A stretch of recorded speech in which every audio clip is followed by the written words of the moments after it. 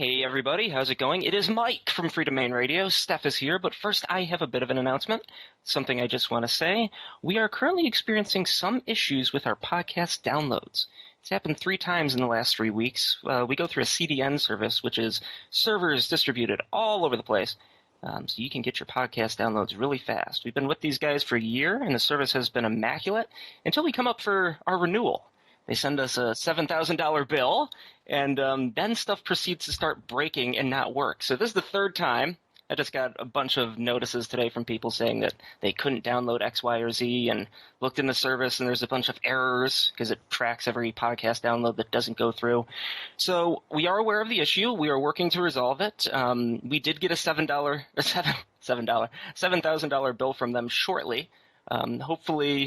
Hopefully the problem gets resolved and they give us a bit of a price discount because of it, but we shall see. But we are aware of the problem. We're working to resolve it, and if you do want to chip in on our $7,000 upcoming bandwidth bill, that would be greatly, greatly, greatly appreciated. And other than that, I think we're ready to start a show. Well, I'd like to sort of mention something just as we begin, if you don't mind. Oh, go for it, Steph. So I'm taking a walk to do the show. I'm not actually mowing the lawn. It just sounds like that. But my mechanical leg is acting up. Multitasking, weed whacking, and the show. No, it's summer. I mean, I'm gonna be out.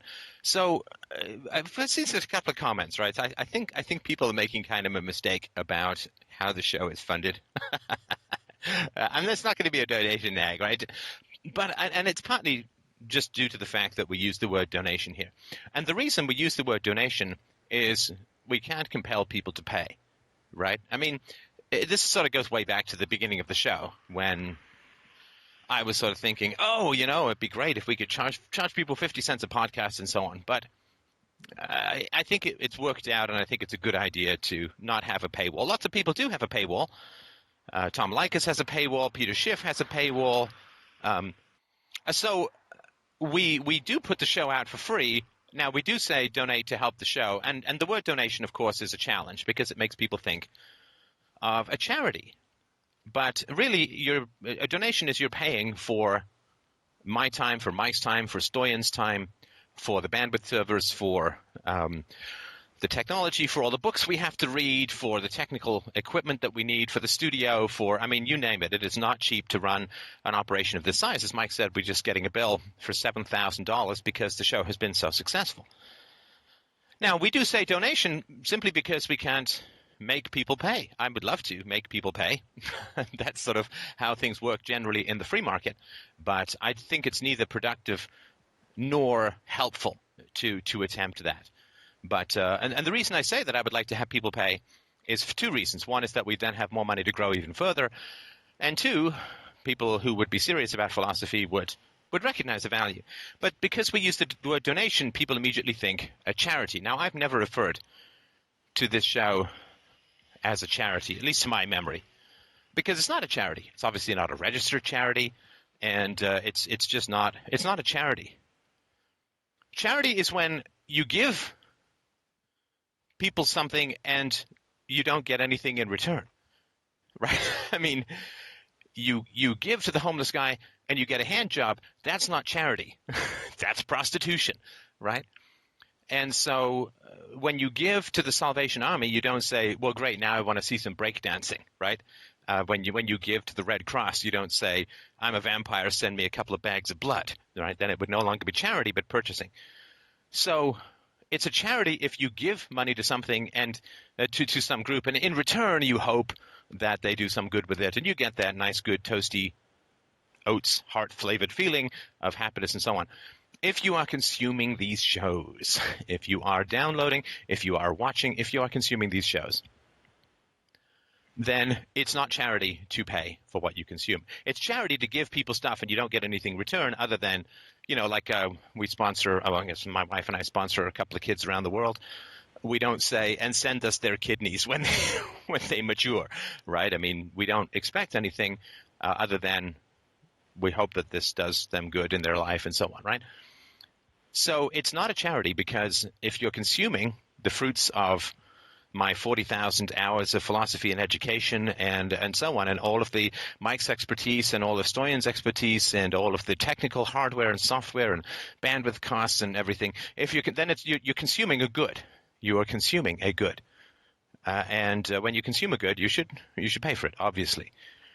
So, and because people are saying sort of strange things, see, floating around, like, well, I'll give you money if I know what you're spending it on. It's like, no, that's a charity, right? I mean, if Coldplay puts an album out and says, listen to the album, we would like you to pay us $5 for the album, well, I don't pay you $5 if I know how many freaky meals you're buying Gwyneth Paltrow and yours kids, or I need to see an accounting standpoint of what it is that you're doing before I give you any money. It's like that's not how things work.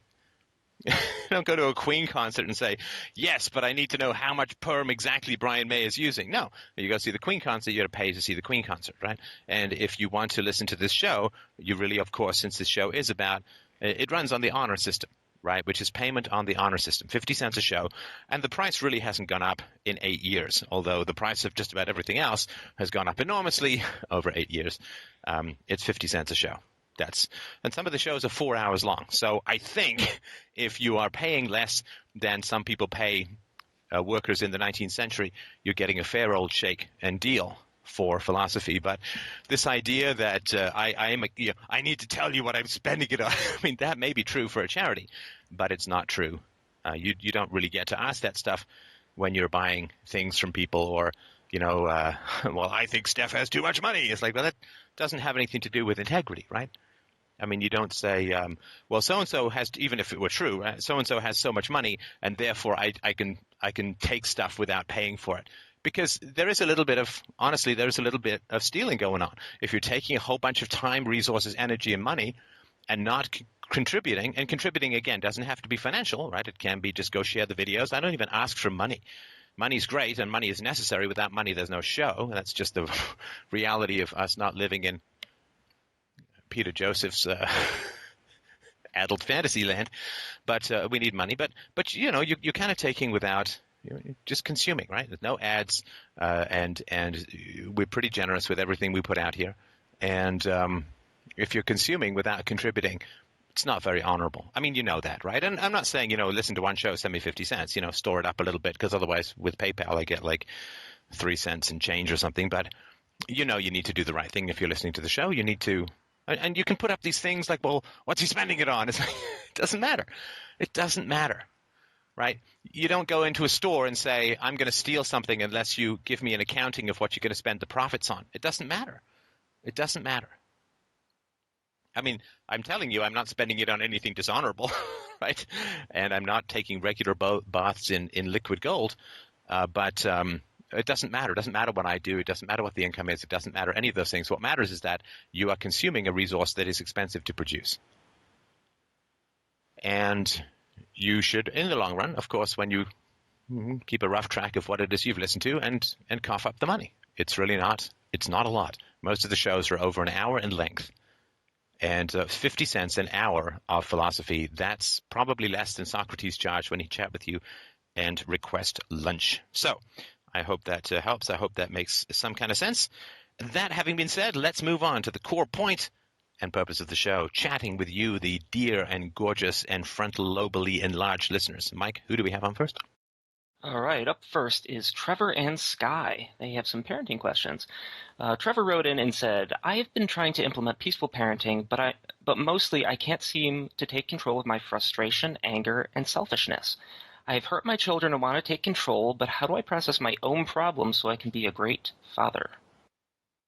Are you both on? Is that right?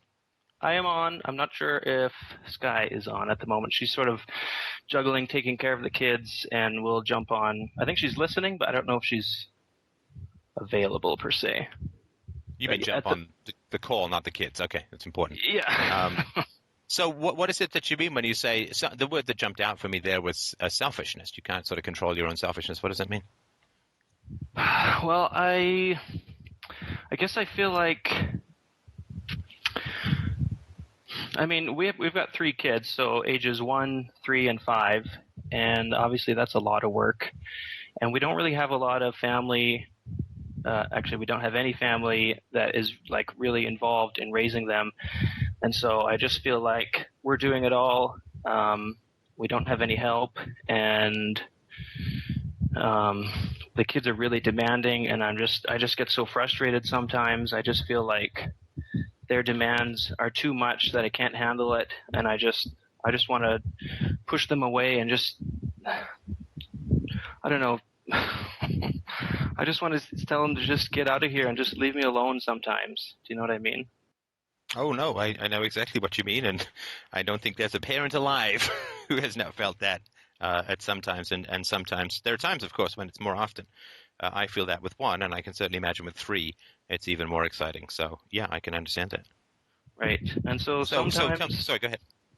Yeah, so sometimes that I mean, I understand that this is like a selfish, like, I want to take care of myself. I want time for myself. I want to socialize with other people. I want to, play a game once in a while or watch a show without being bothered. And of course, they're like always a video there. Game? Yeah, like a video game or something like that. Even a board game with my wife or something. But they're just, they're kids. They're demanding. I understand that their needs and desires have to come before my own, but wait, hang on. I mean, you're just blowing past all these highly contentious issues as if they're, Sorry. well, okay, I've accepted the world is round and that the moon is made of blue cheese, and hey, wait, right? It's harder on the talking end than on the listening end, for sure. Yeah, no, but I mean, tell me what you mean when you say that your needs always have to come, like their needs always have to come first. What does that mean? I mean, for the 1-year-old, of course, right? I mean, I understand that, and for the 3-year-old to a large degree, but you got a 5-year-old, right? Yeah, and but even the 5-year-old, he needs, he wants your attention quite often, and sometimes... Did you see Did you see those two different words you used? What was the first one? He wants. No, the first one was he needs, right? Oh. And the second one was he wants. And those two things, my daughter is constantly nagging me about this, and she's right.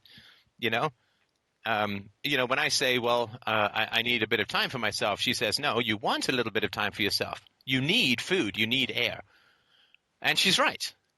I mean, that's precise. I have to be precise with, after nagging people for years on this show to be precise, the boomerang has finally smacked me in the giant cranium forehead. And she's right. I do, in fact, want rather than need. But those two things are very different, right? So the 1-year-old needs care and attention and supervision to go tumbling down the stairs or, play with electrical sockets and stuff, right? So they need, I mean, that's like, they need, right? Babies need to eat every 6 hours. There's a need.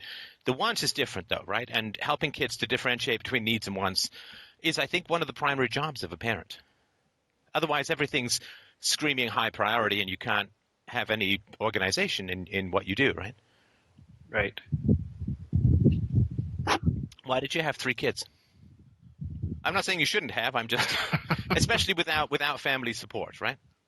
Yeah, in hindsight, knowing how much more work it is with 3 versus 2, it's like, oh man, we probably should have waited. But we love parenting. We love our kids. But I have this.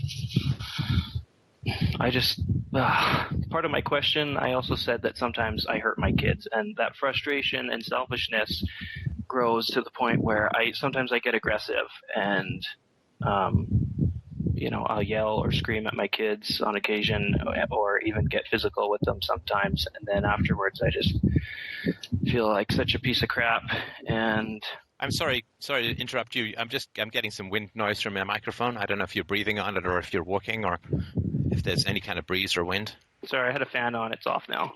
Okay, thanks. So the yelling and the screaming, I get, of course. What do you mean when you say you get physical? Do you mean you spank or hit them? Well, initially we did. I spanked. Mostly it was my first son, probably between the ages of 2 and 4, roughly. Maybe stopped a little before he was 4, kind of around the time I discovered Freedomain Radio. So there was that. An eerie coincidence. And yes, how often exactly. did you spank him? Maybe. I don't think it was daily, but maybe like every other day. Oh, wow. And was it bare bottom spanking? No. Right. Right. So, I mean, 100, 200 times, right? Probably. And it was hard enough or painful enough for him to tears and all that? Exactly. And it didn't work, right? Not at all. Of course not. I mean, anything you have to do every other day is something that's not working, right? Right. And I found that doing that, I felt this sort of darkness inside of me, like I was just becoming a monster, and I didn't like that. Right. Yeah. Right. Now, of course, you have your own personal history with that as a child, right? That's correct. And I wonder if you can tell us a little bit more about that. Well, my dad came from an abusive family. He was beaten physically. My mom was emotionally abused, neglected mostly, I think. And so as a child, I was spanked quite regularly. I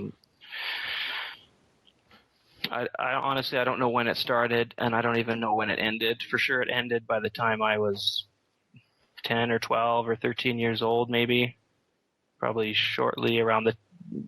roughly around the time my parents got divorced, which I think was around 11 years old or something like that. Right. No, maybe 13. Right around that time anyway. So, yeah, I was spanked. Discipline was basically you do as you're told or there's going to be punishment. And the punishment was whatever it was that I hated, that's what the punishment was, which was, spanking or being screamed at or being forced into my room. I remember one time. So you experience this weird kind of anti-empathy, right? It's like my parents understand my needs only insofar as they can use them against me.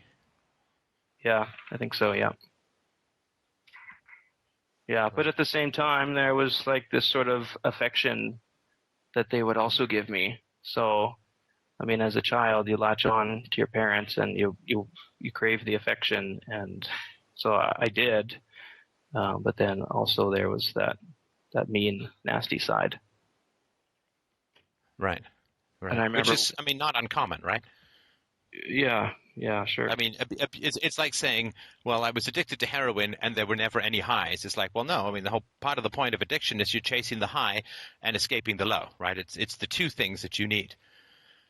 And so parents who never have any warmth or affection tend not to be very good at creating those kinds of, not creating like consciously or willfully, but they tend not to be very good at abuse, if that makes any sense.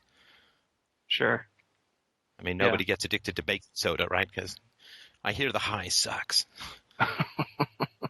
Right. So I sort of want to just point that out, that the idea that, well, there was this abuse, but on the other hand, there was all this, right, great stuff, right? I mean, a lot of abusive marriages, that the makeup sex is mind blowing, right? I mean, that there's so much passion and so much storm and stress and all that a lot of times I mean, you can see this in A Streetcar Named Desire. There's this sexual chemistry that goes along with aggression and abuse that is very primal, right? It's obviously very simian in a lot of ways, but not to say it's not very powerful. So I mean, I just wanted to point out that it's not like, well, there was this stuff, but on the other hand, it's like, well, it's almost like the same hand, if that makes sense. I mean, there has to be this positive stuff, otherwise the abuse doesn't really work as well. And I'm not saying the whole point of it was abuse or anything like that, but I think I get that. I sort of understand that. Okay. Well, I also wanted to add another experience that I think is pretty important, and I think it happened more than once. I had done something, I don't even know what, something supposedly I had misbehaved, and my parents sent me to my room, and I just remember crying and crying and crying. And there was this rule. I was 10 minutes in my room, but it had to be 10 minutes of silence. And if I tried to open the door, the timer would reset. If I asked how much time was left, the timer would reset. If I cried, the timer would reset. I'm sorry. Just feeling. No, go ahead. It's all right. It's all right.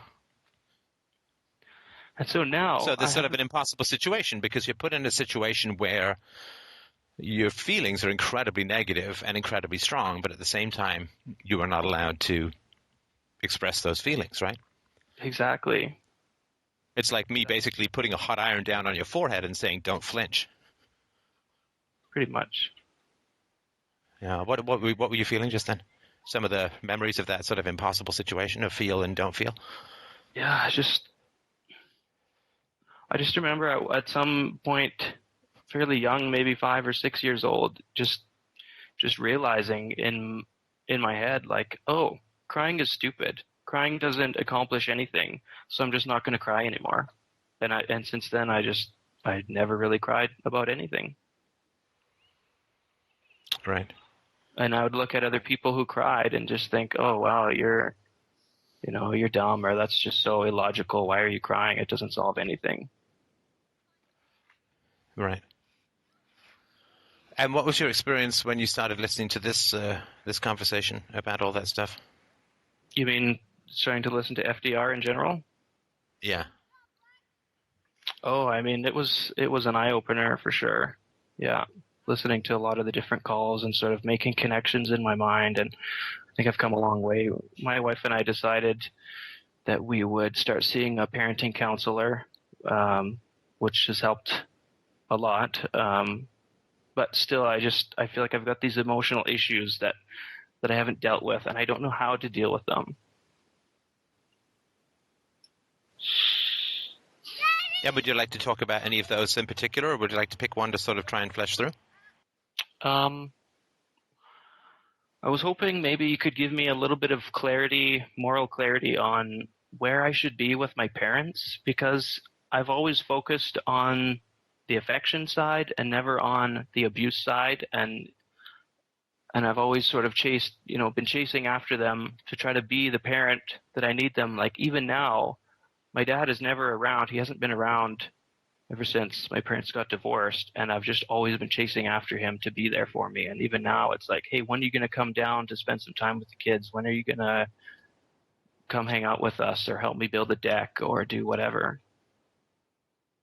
I just like, And so you said your parents got divorced when you were 11, is that right? yeah, maybe 12. I think 12, And how old are you now? 32. All right, dude. What am I going to say next? I don't know. Yeah, you do. It's been 20 years. Right? Yeah.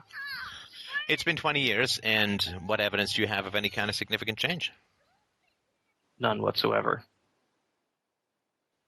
I've even sat down with we them. have a dedication to empiricism here, right? Yeah, that's true. Right. In any conflict between theory and evidence, what wins? Evidence. Evidence, right? And this is true of science, of engineering, mathematics, you name it, right?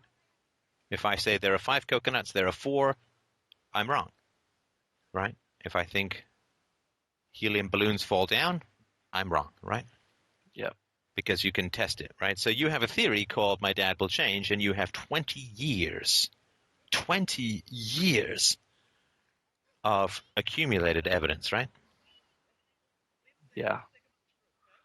So, I mean, if I have a theory about something in physics or whatever, balsa wood makes fantastic foundational material for giant houses, and I spent 20 years trying to build these houses, they keep falling down, right? Do I say, well, 21st year, man, this shit's really going to turn around, right? I feel it. I feel it. It's gathering. There's momentum, right? Somewhere, somehow, right? And I had this intense nervousness calling into the show, not because I was nervous of talking to you or being on, broadcast on the internet, but I guess I knew that you were going to say that. Right. Yeah, look, I mean, I was talking about this with my daughter the other day, just about, because she was asking me, do you think people can change? And I said, it's a great question. And it really is one of the most important questions you will ever ask in your life. Can people change? Will people change? Well, can they change? Yeah, I think they can change. Of course they can. I wouldn't do a show on philosophy. I didn't think people could change, right? Mm-hmm. Except determinists. They can't change, right? But will people change is much more of an important question, right? Can they change? Sure. Will they change? Is the most essential question I think that you can ask in your relationships.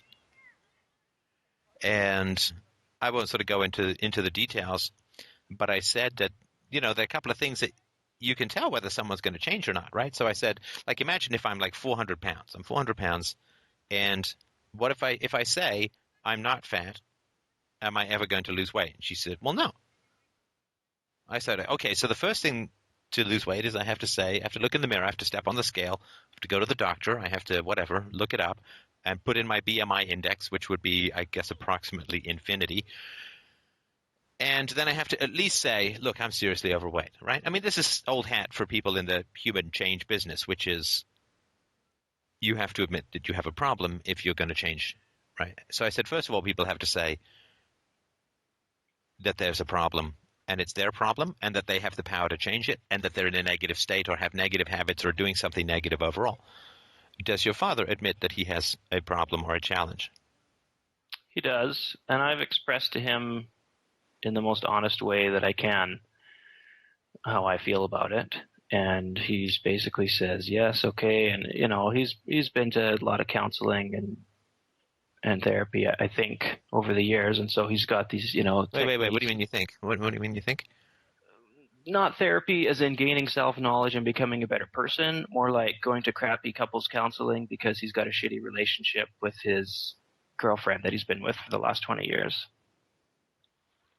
So, right. Okay. So, he's got these techniques so what are the, to listen, sorry, what are the specific faults if your father was on the call now, what are the specific faults that he would say when I said, listen, what did you do wrong? Like, I get these emails from parents from time to time saying, my son doesn't want to talk to me, right? And it's your fault, you bald bastard. And my question back is look, what are his issues? And they won't tell me. And it's like, well, that's probably why they're not talking to you rather than some podcast on the internet, right? Which is they can look if they wrote me back and said, well, I spanked him, or his stepdad raped him and I didn't do anything, or whatever it is. I don't know what it is. I mean, these people never. But it's an important thing, right? If someone has an issue with you, the first thing you can, what are their issues? What are the issues that they have with you? And I mean, if and I'm always happy to help if I can, right? I'm not saying I can do much, but I'm happy to help. But if people aren't even willing to say that I'm not even saying are the issues correct. Right? Are they legitimate? I'm just saying, what are they? So if your dad were to be asked what your issues with him were, what would he say?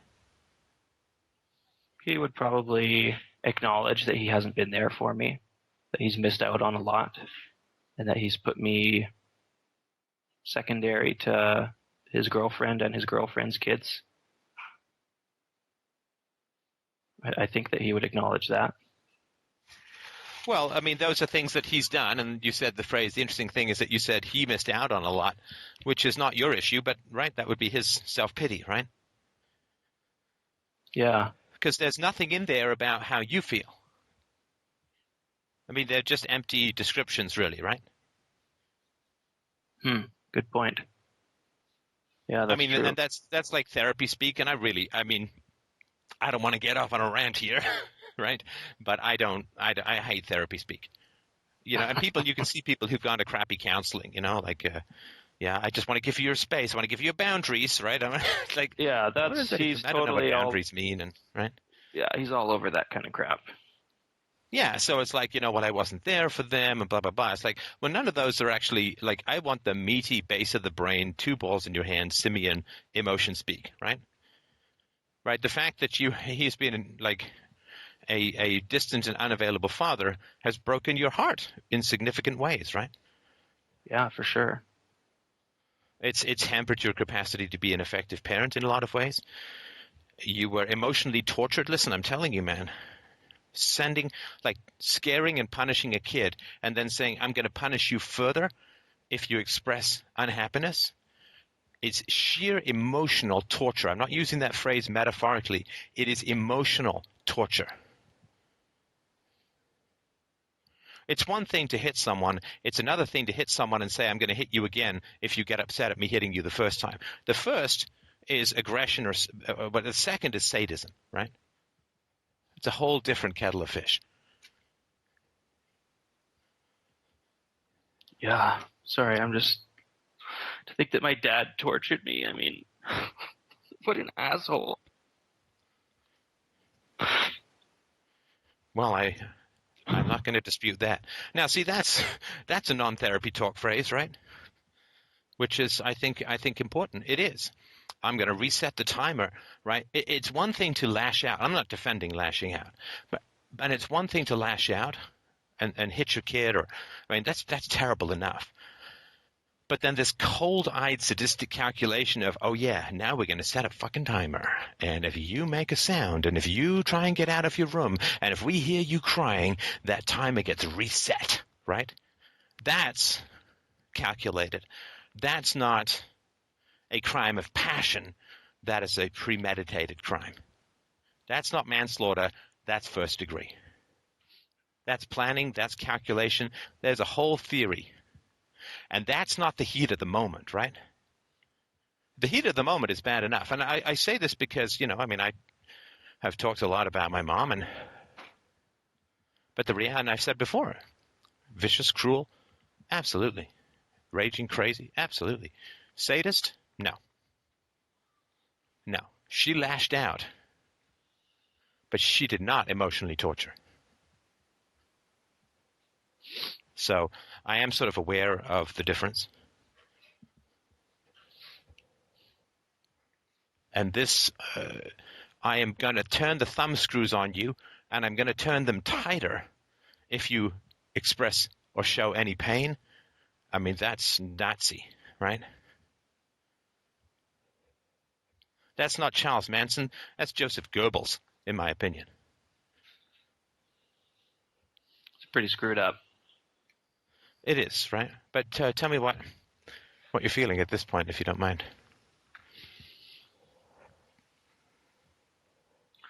Just trying to take in what you're saying and internalize. I mean, I think that That's my not dad. a feeling. That's not a feeling. You may be describing some obscure mental process, but that's not a feeling. Sorry, I wasn't allowed to feel for most of my life. No, I know. It's awful. I don't know what I'm feeling, but it hurts. Right. Well, I imagine that there's some anger in there, right? Yeah. Some of the anger that victims of child abuse experience is to do with the lashing out. But at least in the moment of lashing out, we can say that the parent is not in control, right? Right, the parent is not in control. Like when my mother was lashing out physically, violently, she was at that moment, or in those times, she was not in control, in my opinion, of her faculties. Now, she was not in control of her faculties in the same way that a drunk is not in control of a car, right? We don't say, oh, well, that's fine, right? We say, well, okay, we recognize that you weren't in control of the car when you were drunk, but we also recognize that you are responsible for getting behind the wheel of a car drunk, right? But it's still quite if some guy gets blotto and runs over your dog, that's terrible enough. But if some guy is sober and aims at your dog with the car, isn't that just a different level of hell? Yeah, for sure. Right. So the hitting, the lashing out. So that, I mean, it's terrible enough. And all parents who do that are fully responsible for not being fully responsible, right? Because they didn't do the work, they chose to have kids, and so, I mean, but the after the fact conscious, cold, calculated cruelty with timers, you cannot call that a crime of passion, right?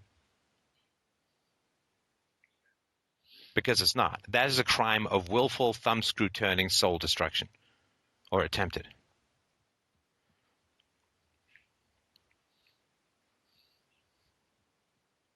So why would they do that? I don't understand. I mean, I can tell you why I think they would do that, but I'm questioning why it matters. Guess it doesn't matter.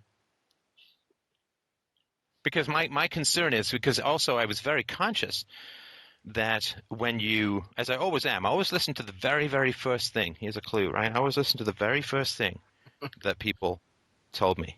And what's the very first thing you told me about your parents? I'm not sure. Why don't you remind me? You told me, before you told me anything they did, you said, my parents came from abusive childhoods, abusive backgrounds, right? So I'm still making excuses for them.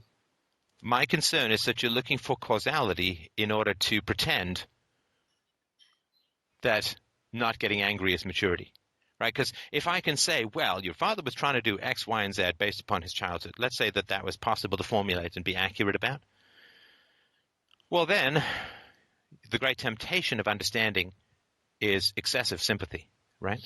Mm-hmm. So my concern is if you're looking for causal factors, you're looking to find a way to not be angry. Speaking of causal factors, there's something else I should probably tell you. The reason that my parents got divorced is because around the time I was 8 or 9, somewhere in there, my mom was, in the most literal sense, she was brainwashed by a religious psychopath into thinking that she was, and this was all done in secret. Nobody knew about it for quite some time. I only just found out about it about 2 years ago. But she was brainwashed into thinking that she was married to one of this psychopath guy's several wives, and they would go all, have sex all over the place, public parks and all these different places, and who knows what other kinds of things they did. And then I think this went on for about a year. When my dad found out, he went over to his place, beat the shit out of him, got my mom into some kind of expert in deprogramming people that have been brainwashed, and she suffered from PTSD and was basically an even worse mother from that point on, and kicked my dad out of the house. They got divorced. So from that point on, about 12 years of age until I left, I was raised mostly by my mom, and I mean, she was not the greatest mom in the world, but that's how it went. So she's married to your dad. She meets some charismatic cult leader, and he indoctrinates her into basically becoming one of his wives and having sex all over the place? Yeah. And your dad was like not aware of this? Nope. But knew where the guy lived? Yeah. How did he know where the guy lived? He had come over before then. I don't know. I guess he was a friend or something. Somehow he knew him. Wait, a friend of whose? It was like a friend of the family. I don't know how they met. It was like, oh my God, are you kidding me? Yeah. The friend of whose family? Of like my mom and dad. Like they knew this guy and his wife, and oh, they knew one of his wives. Yeah. I don't know how many he had. And was there, to your knowledge, was there any kind of existential or metaphysical belief system around why the cult leader needed to spray his seed like a toad in a waterfall? I mean, was there like, this will bring about the second coming, or third or fifth, or I don't know what his staying power was? Honestly, I haven't. I'm too scared to talk to my mom about it because I don't know. I feel like if I talk to her, it's going to be ugly.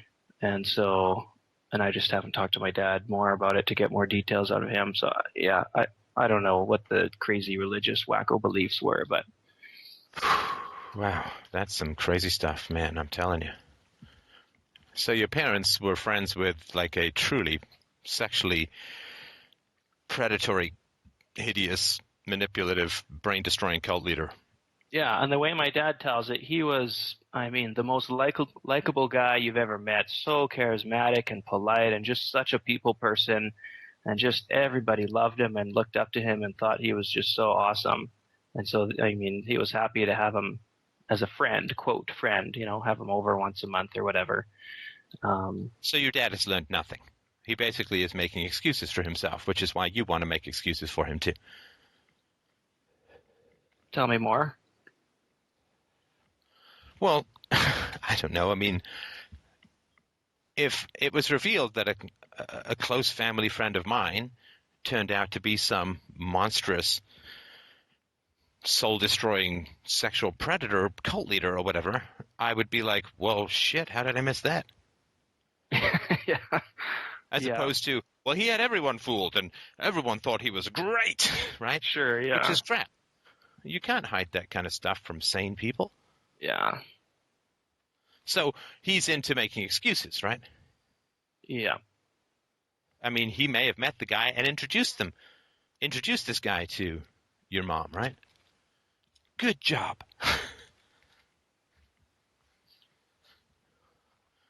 Right? Yeah.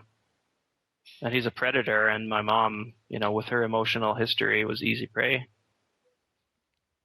Look, there's another excuse for you. Man, oh man. I'm just full of them. Come on, you understand this, right? Well, you see, with this is why I called you he was Steph, easy prey. because I need you to just tell me, cut through the crap for me. Right, because the more excuse you give to your parents, the more excuse you would give to your own parenting, right? There's not multi-dial, right? Like, equalizers. You can move those dials up and down, right? Individually. Right? That's not how philosophy works. There's no multi-dial. There's no EQ band selectors in philosophy. There's one giant dial, right? Goes up and down. Responsibility. Because people want to screw around with these dials, right? Like, no violence for private citizens. Violence for state is fine. No. One dial. That's called universality, right? Or people want to say, well, but my parents, I want to take responsibility for my own parenting to be better, but my parents had no choice and they came from bad childhoods and so on, right? So I want to dial up responsibility for me and dial down responsibility for my parents, right?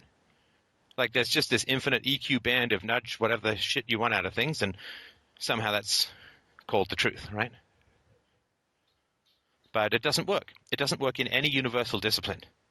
You can't say, well, gravity for blue rocks, well, that's a big deal. Gravity for yellow rocks, let's dial that down a little bit, right? It just doesn't work. If you have a universal theory, you get one giant dial. There's not all these little dials that you can change, right? And this is probably what you're colliding into, right? Which is, the collision is that you wish to raise responsibility for yourself as a parent, but at the same time, because of your history with your parents and because of their selfish needs, you must dial down responsibility for them, right? And this is breaking things up in your hands, right? I've put myself in the position of being the parent or the alpha, essentially. As you take responsibility for your own parenting and realize your own capacity for change, you will get more angry at your parents, right? The only way that you diffuse the necessary anger that you have towards your parents is by pretending that they're not morally responsible for their parenting, right? But at the same time, you are attempting to expand your moral responsibility as a parent, right? You can't have it both ways. This is not an abstract, this may sound like an abstract discussion to some people, but it's not. It's absolutely not. The processing of universals is the job of the unconscious, and if we feed it opposite, it breaks. And when it breaks, we break, and the people around us break. Let's say, you had a terrible childhood, right? An ACE score of 5. Right? So you had verbal abuse and threats, physical abuse, non-spanking, you had neglect, parents divorced, household member depressed, mentally ill, or suicide attempt, and of course, mom involved in sexually predatory cult leader activities, right? Yeah. So you had a bad childhood, and I'm incredibly sorry about that. There's not much that could go wrong that didn't go wrong, right? But if you're able to overcome that and be a good parent, then you're feeding a universal into your unconscious. And you can't do it without your unconscious, without your subconscious. You can't do it. Because change, it's like saying, well, I can become a concert pianist by having a light-up piano keyboard that tells me which keys to press, right? It can't work. It needs to be automated. It needs to become automatic, right? But for it to become automatic means that the principles have got to be deeply absorbed into the unconscious, right? Have you ever liked a sport that you don't play and you watch it? No, I hate watching sports. All right. Well, so there's some sports that I like that I don't play. I've never really watched sports as an adult, but I watched them as a kid. Or sports that I wasn't good at. And you'd feel like you watch guys who are watching football, and they've got like 50 pounds of beer gut spilling over their knees as they're leaning forward in their lazy boys, telling the guy to run. And maybe their legs are doing these tiny little dances that look like footwork from the Weeble-shaped people in WALL-E, right? And they're like, right? But they don't have the experience of having done it. They kind of get it because they've watched it a lot, but they don't have the experience of doing it. And so if you put them out on the field, they'll suck hard, right? Yeah, for sure. And so if you want to become an expert at something, it's got to become automated in the unconscious, right? Which is why you can't just white-knuckle your way through stuff. It's got to become automated in the unconscious. But for it to become automated in the unconscious, it has to be universal. Like imagine trying to become a really good catcher at a baseball game when some jerk is dialing up and down the gravity randomly.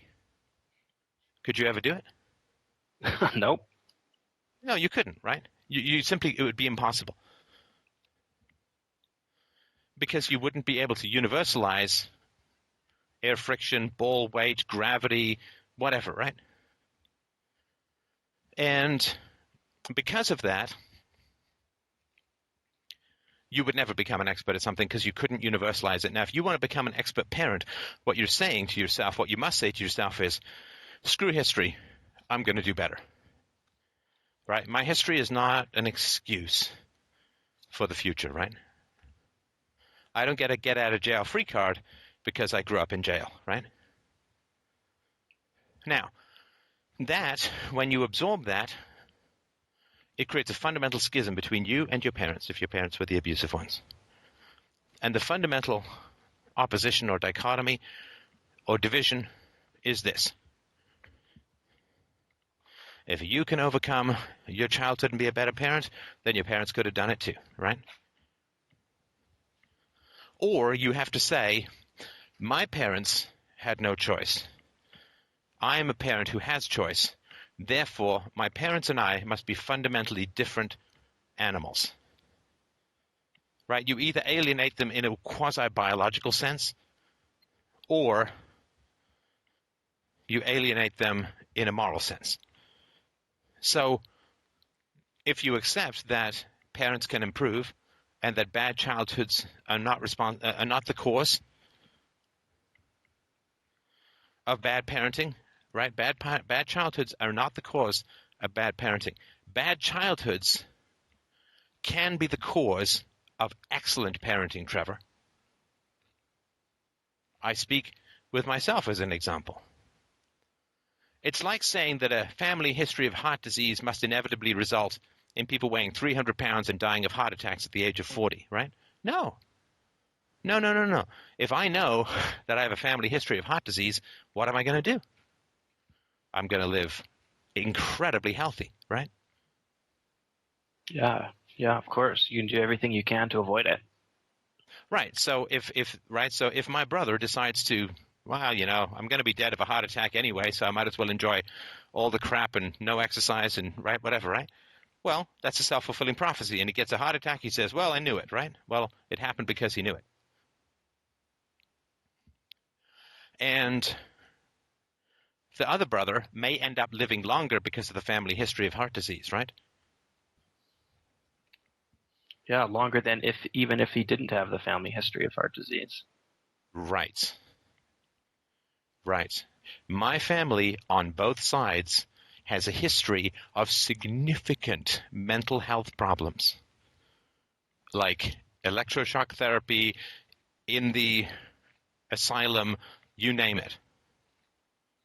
So that's the legacy that was handed to me, right? That's what's in the genes. That's what's in the history, right? So what's my job? Well, as an internet philosopher, your mind is got to be sharp, and it is.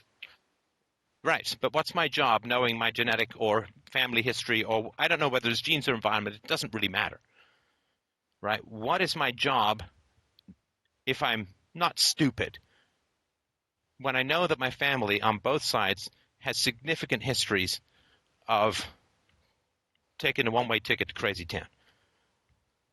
Yeah, well, you're going to do everything you can to avoid that, right? Yeah, oh yeah. Oh yeah. You know, if we are born into Maseratis where the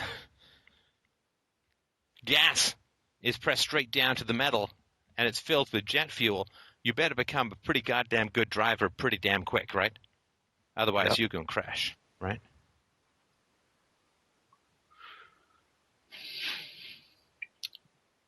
So knowing that you come from a bad history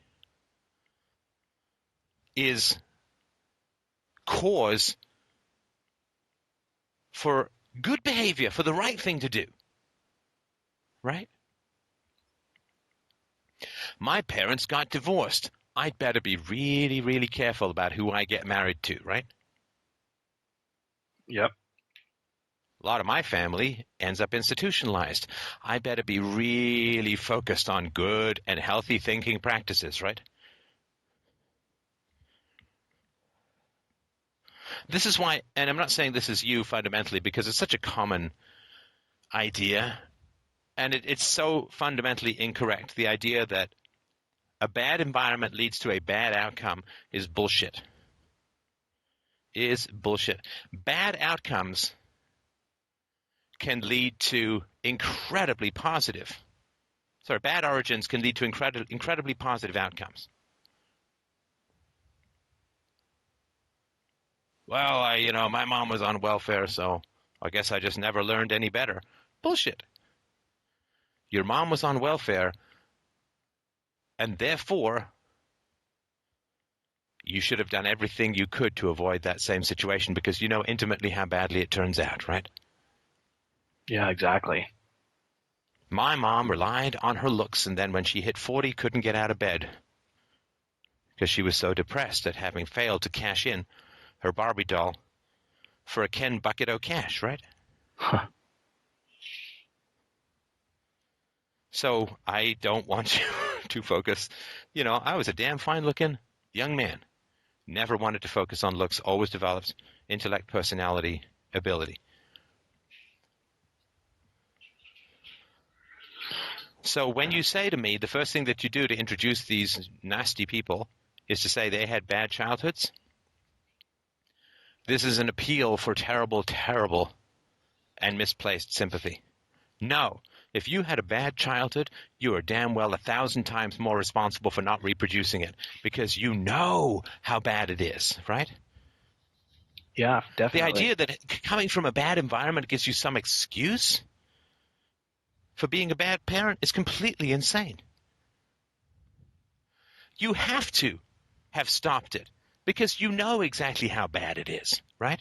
I can understand the average muggle who has had an averagely bad childhood and doesn't know the difference. I can understand them not throwing themselves heart and soul into improvement. But people who actually did have a bad childhood and know it, the idea that this gives them some kind of excuse is madness. There's no excuse for people from a bad childhood reproducing it on their kids. They know exactly how terrible and awful and horrible it is. I'm not responsible for rebutting crazy stuff that's written in Arabic or Hebrew or something. I don't speak those languages, right?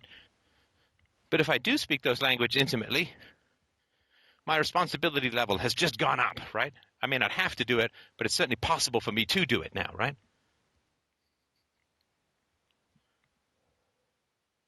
Now, as you take more responsibility for yourself, your unconscious universalization engine will start granting more responsibility to your parents.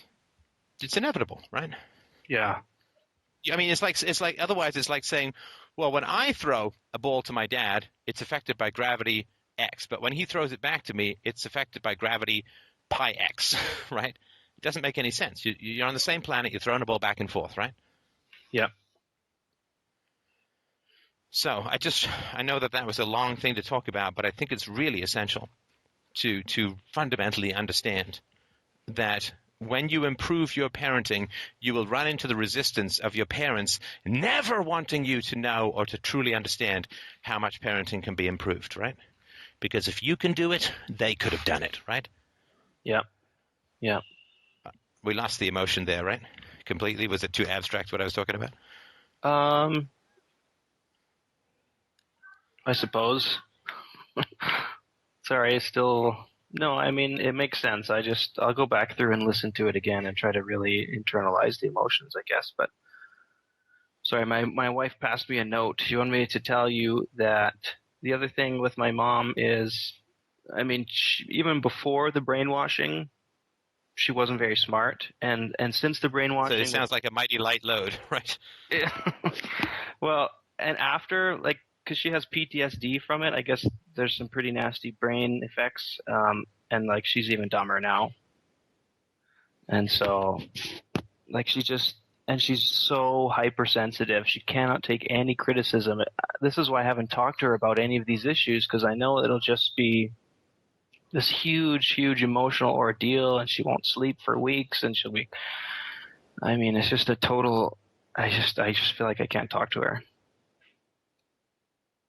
Because she, like, has these hysterical overreactions? Yep. Right. Yep. And does she always have them when it comes to criticism? Yep. All right, so then she's not dumb, right? Because she has these emotional overreactions exactly at the point where her self-interest is harmed in the moment, right? Sure, yeah. And she has PTSD, you say, from all of this manipulation and control, right? But you know why she was susceptible to this manipulation and control, right? Maybe. Why don't you enlighten me? Well, your first impulse will probably be to tell me that it's about her childhood, right? No.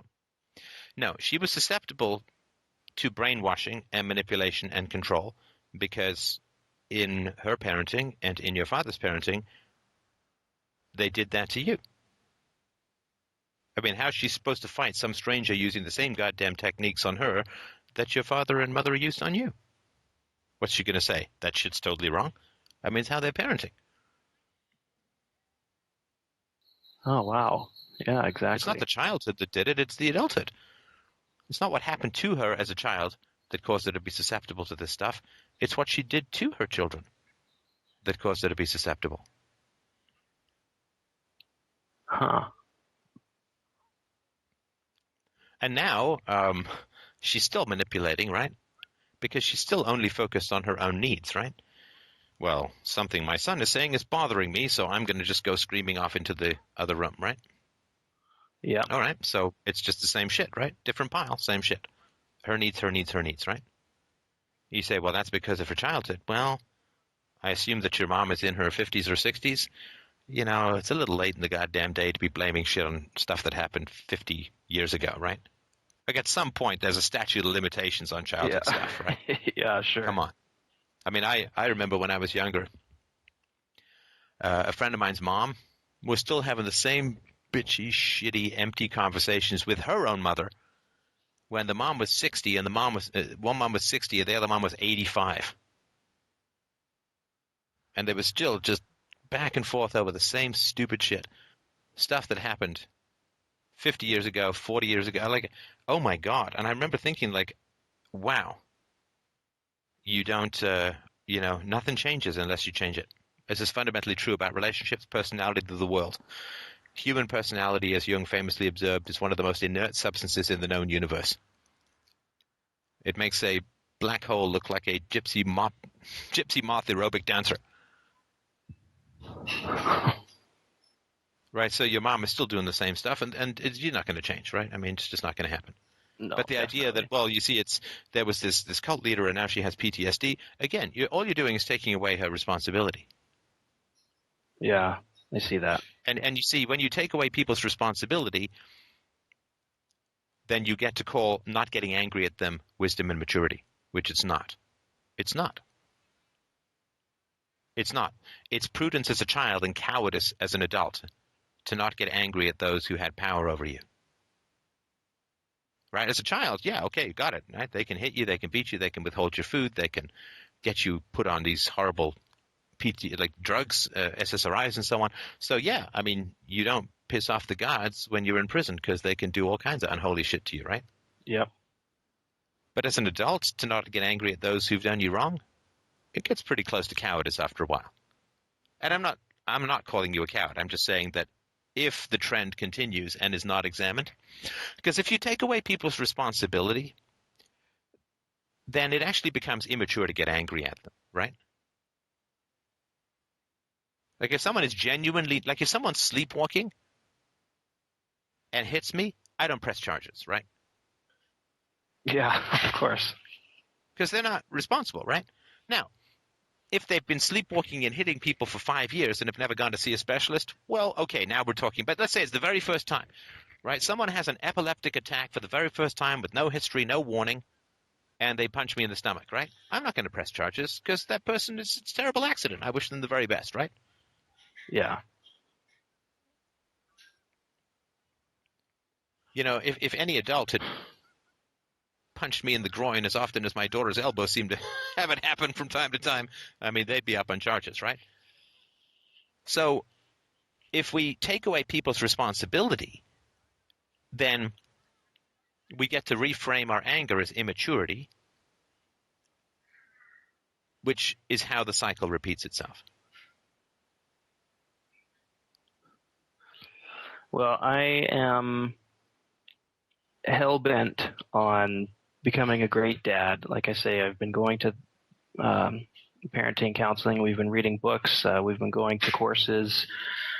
And I keep coming up with this emotional issue. And that's why I wanted to call in and have you just, give me the straight, honest, cut through all the crap for me so I can see it, so that I can internalize the anger.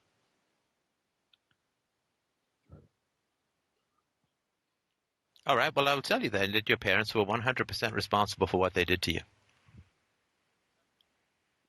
It was not their childhoods. It was not a cult leader. It was no, any of that stuff. They were 100% responsible for what they did to you.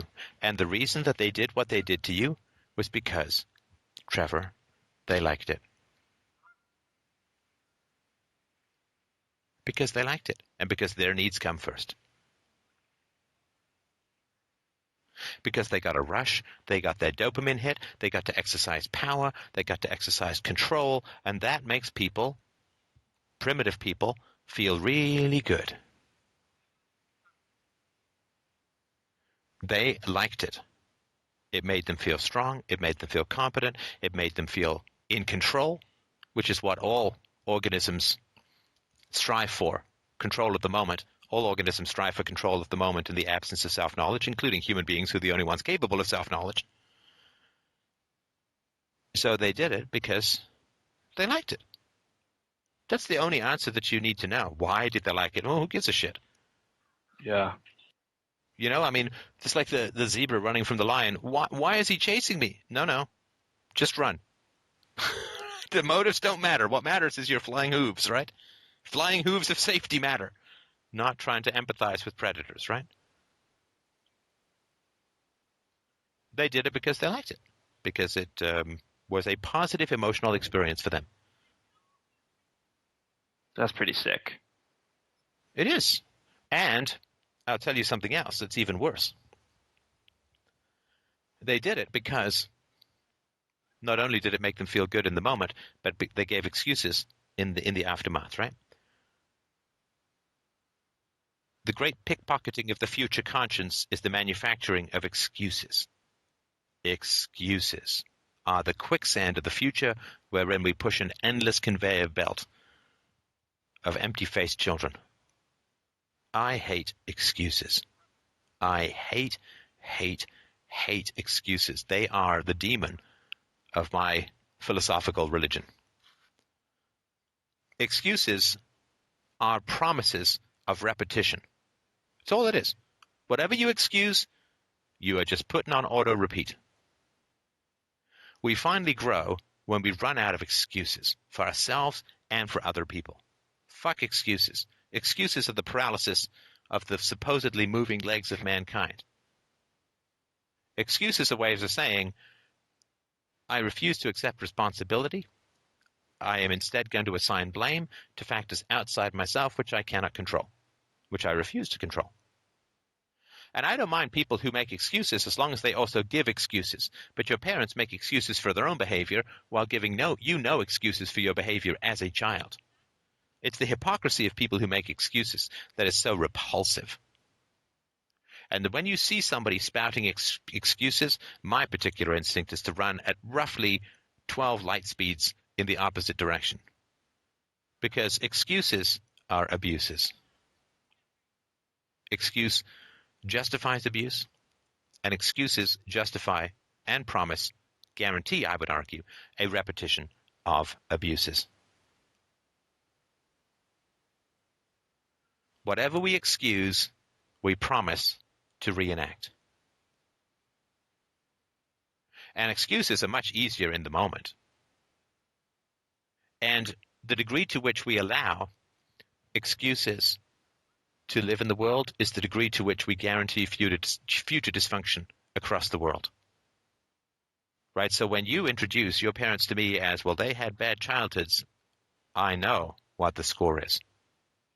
And I also know that you have the nobility of mind and heart, Trevor, to not want to give yourself excuses anymore. But if you won't take excuses, you have to find all the people in your life who exude guilty, horrible, hot, squiddy ink excuses around them and clear all that muck away and say, no, no, no, no, my friends. You are 100% responsible for what you did. It was not the fault of a cult leader. It was not the fault of your shitty parents. It was not the fault of your genes or your stars or your history or your environment or your race or your gender or your socioeconomic class or your education or your lack of education. It was you. You made a sovereign choice to allow excuses in your life, and you got the momentary relief from painful responsibility, and you fucked yourself and everyone else for all the eternity that excuses generate in the repetition of dysfunction in the human condition. People who make excuses make problems. There are no excuses for excuses. We stand in the light of knowledge and history and philosophy, and we say, to excuses, be gone. I wish there was a way to call in an exorcist philosophy airstrike on all of the squid-like, squalling, ghostly, venom, vampiric fog excuse capacities of the human race. Excuses are, I'm sorry I punched you. Wasn't my fault. Stand still. I want to punch you again. I'm sorry I punched you. It wasn't my fault. Stand still so I can punch you again. I'm sorry I punched you. It wasn't my fault. Stand still so I can punch you again. I'm sorry I punched you. It wasn't my fault. Stand still so I can punch you again. And when we get bored of that, and listen, you can literally play that for about 20 years and understand the relationship with your dad. When we get tired of that, we grow. When we get tired of the excuses, we grow, and not until. There was no excuse for you hitting your son. You know that, right? Absolutely. Doesn't mean that you're some irretrievably bad person. I'm not trying to tell you that, and don't, slide into the self-pity of self-attack. No. Because self-attack is another form of excuse, right? It's what your mom does, I assume, right? Part of the hysteria is, oh, so now I'm just a terrible person. Oh, absolutely. Self-attack is, oh, so now I've done nothing right, and right? Yeah. I mean, that's all horrific and boring stuff, too. That's stupid. It's so predictable. Yeah, so self-attack is just another way of excusing yourself. And It's a ridiculous ad hominem that actually kind of becomes true in the execution. Right? Oh, so you're saying you're bringing up any complaints, so you're saying I'm just basically a selfish and horrible person. It's like, well, if you do this when I bring up complaints, you're certainly making the case for it, Mom, right? Yeah. So no, the degree to which we do not hold human beings accountable for their goddamn actions is the degree to which we ensure that those negative actions will repeat. Right? Because there are abusers and there are enablers. And anybody who accepts or provides excuses for abusers is an enabler. So when you introduced your parents to me, who sound like they're in the top 100 shitty parents of this show, and that's not a good list to be in, but they had bad childhoods, but there was a cult leader, but, right? No, no excuses. No excuses. Yeah. No excuses. Fuck them. They took the tender heart of a young boy, and your heart is tender, and your heart is open, and your heart is admirable to me. They took the tender heart of a young boy and turned it against itself, and they took the desires of a young boy and turned them into punishments. Therefore, to want is to hurt, right? To need is to bleed, right? To love is to fear. They turned all the good things in your heart against you and turned all the joys that you anticipated into fears that you knew would happen in the environment you were in. Fuck that. That is brutal. That is evil. And don't tell me about bad childhoods making bad people. Fuck that. You wouldn't be calling into this goddamn show if that was true, because I had a bad enough childhood to turn me into Stalin if I needed to. Bad childhoods do not make bad people. Excuses make bad people.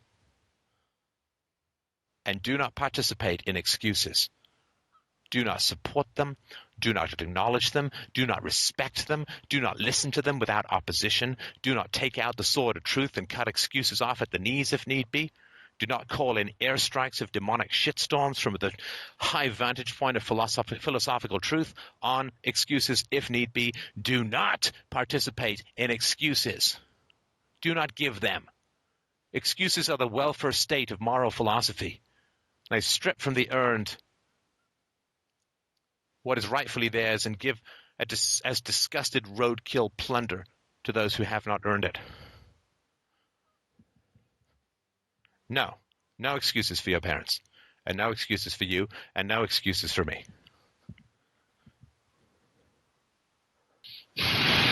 Yeah. That feels right, Steph. That's what I needed. I was just full of excuses. I think I probably still am. But no, there were survival mechanisms. Understand that you were forced to make excuses, right? Because if you don't give excuses to evil, evil attacks you more. So while you're still under the power of evil, you have to mouth excuses, of course. Yeah. Right? I mean, it's like saying, well, when I was in prison, I was really quite an early riser, and I liked walking around in little 8-foot circles. It's like, no, that's just the cell you were in, right? 7 o'clock you got up and you didn't get out of your cell, right? Yeah, so my no, dad is. It's perfectly natural. He's been full of excuses. I mean, I remember trying to, as a kid, just crying, Dad, why won't you play with me? Why won't you come and play this game with me? Or he'd start some project and then he'd never finish it. And I remember we were going to build this go-kart once, and we got so far as to build a frame. He's a carpenter. He's a pretty handy guy. And then it was just one excuse after another why we could never finish it. And I had to internalize that, and everyone else was all, oh, you must be so sad. And I was like, no, I mean, it's okay, this and this and this reason, so it's okay. So my whole life right. I've been internalizing all of these excuses for their shitty parenting. Right. But then, because you haven't got a rational and moral and angry view of the hell scene of your childhood, the hellscape of your childhood, now you've turned your children into your parents. And this is so common. And this is why people don't understand why they get so angry at their children. They get so angry at their children because their children are like their parents. And you've already told this to me explicitly more than once. And do you know what that is? That they want my attention all the time? No. What is it? Well, could you have any needs that contradicted your parents' needs? Oh, of course. No, of course not. Could you have any needs that contradicted your parents' needs when you were a child? Well, if I need food and shelter and stuff. No. Emotional needs. Not the see. Food and shelter doesn't count because if your parents don't meet those needs, they go to jail, which is not what your parents want, right? So they're not meeting your needs; they're meeting their needs to not go to jail, right? Sure, yeah. Okay, so you wanted to finish the go-kart. Now, if you had really been demanding and pestering and so on and insistent with your needs with regards to your father and your go-kart, what would have happened? It still wouldn't have got done. It would have No, just but been, what would have happened? I What would would have have happened gotten emotionally? Oh, I'd be sad. I'd be devastated. I was so excited about that go-kart. Okay, what would he have done? If let's say he made a promise, I'm sure he did at some point. Yeah, I promise we'll finish it, right? Yeah. And if you said, Dad, you promised, no more excuses, get out here and help me, and be happy about it because you promised, and I trusted you, so do it. What would he have done?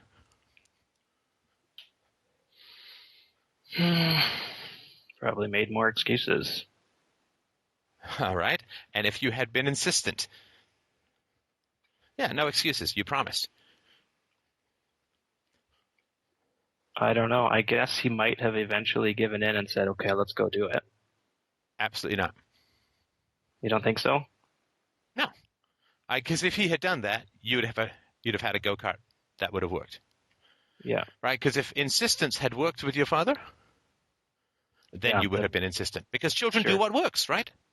Yeah, kids are smart. They do what works. And if I mean, have you ever seen kids try to get candy, right? Trying to get sugar? They'll do what works. You got kids. You know what it's like. Oh, yeah. You know, as I say to my daughter, hey, you got your plotting face on, haven't you? When she's asking me the first of 20 questions that's going to lead me to giving her sugar, I know. It's a question out of nowhere, and originally I was like, oh, well, she's interested in this. How cool, right? And then after 20 questions, I find myself stuffing a O. Henry down her throat. Right? I mean, I'm like, you got your plotting face on, haven't you, right? So kids do what work. And if nagging your dad had gotten you what you wanted, you would have nagged your dad. Right? So there's a reason why you didn't. And you've already told me that reason, but you're in doublethink land, so you can't get to it now, right? Help me, Steph. Pull me out of doublethink land. What would your dad have done if you had been insistent about your needs? He probably would have gotten upset. Right. And then what?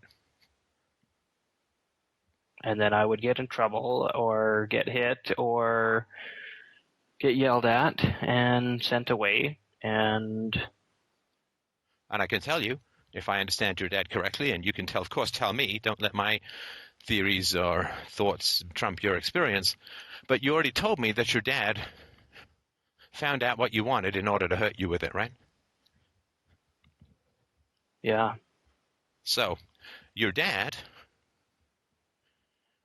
if you had expressed such a hungry desire for him to finish the go-kart and how much you wanted him to finish the go-kart, I can tell you what your dad would have done the next time he was really angry at you. Said that we're not going to finish the go-kart because I did something that set him off. Nope, not enough. He would have taken his boot and smashed that go-kart to pieces. Because as long as the go-kart's there, right, you can still have hope. Or he would have given the go-kart away. Or he would have done something to remove the go-kart and then said, that's what happens when you're bad. Am I right? Yeah, actually, you know what? He kind of did that.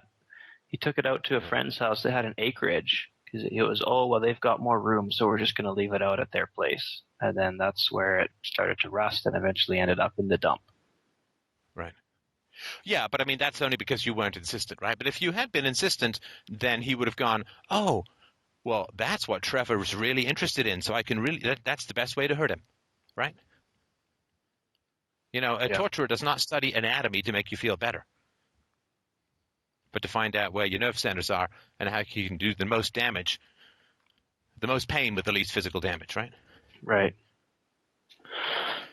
So for you, to express needs, to express preferences, is to be punished more exquisitely, right?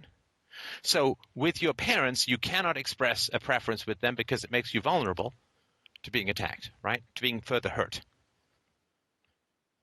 And now, guess what? You have children that you cannot express preferences towards, so they're kind of like your parents. Oh, wow. You're helpless now like you were helpless then, right? Yeah. Oh, geez. Still, you don't have an identity. Still, you can't have any preferences. Still, you can't will anything. Still, you're as helpless as the day you were born and the years you were raised, right? Yeah. That's exactly right. Which is why you get angry. You're not hitting your son, you're hitting your dad. Oh, man. And your dad poor was not boy. hitting you, he was hitting his dad, right? It's not the young, innocent souls that we're hitting, it's the ancient evil ones. It's got nothing to do with your son. And your frustration and your anger and your helplessness is because you're 10 again and you're locked in your room. Only now, the people who make you feel helpless are your children rather than your parents. And you say, because I asked you, why did you have more kids? You're like, oh man, if we'd have known, right? Like, there's no way you could have known. You couldn't have talked to people. You couldn't have looked it up. You couldn't have asked anyone, right? Hey, what's it like with 3 rather than 2? Oh my God, it's so much more, right? You were in hot pursuit of helplessness, my friend. Helplessness is what I call your Simon the Boxer, and if you haven't read Real-Time Relationships, you can check out that chapter. It's at freedomainradio.com/free, but helplessness is your heroin, my friend. It's how you were raised as a kid, and it's how you perceive your life as a parent. Right? So I've experienced this. Everyone does. When my daughter was like a year or 18 months old or something like that, she was upset about something, and I think it was a year because she didn't really have any words yet, just a few. She was upset about something. She was screaming at me. I swear to God, she looked almost identical to my mom. Really? Oh, God, yeah. I mean, who the hell screams at you but abusive parents and babies? Right? Yeah. And I knew it. I was aware. It's like, holy crap. Shouldn't you have a German accent in that yell there? Shouldn't you be smoking and not eating? And right? Because your hips are more important than your lungs. Right? I mean, so, yeah. I mean, it was, very clear. Oh, man. That makes so much sense. Wow. Our kids are our parents. And it's not their fault, obviously, right? It wasn't your fault that your dad had a shitty childhood, and it's not your kid's fault that you had a shitty childhood. And it's not your fault either, right? It's your fault changing. It's your responsibility to change it now, right? Yeah. Yeah, definitely. But that's, who are the people in our lives? Most often they're the hand puppets of historical abusers, right? Now you have still no capacity to express preferences right? Now it's selfish for you to have a self, right? Why? Got to have a self. What do you want to teach your children? You want to teach your children that other people just self-erase around them so that they can do whatever they want? No. Yeah, like today, I spent most of the morning and playing with my daughter, and then we spent the evening playing. It was a huge amount of fun with some kids we met, and it was a blast.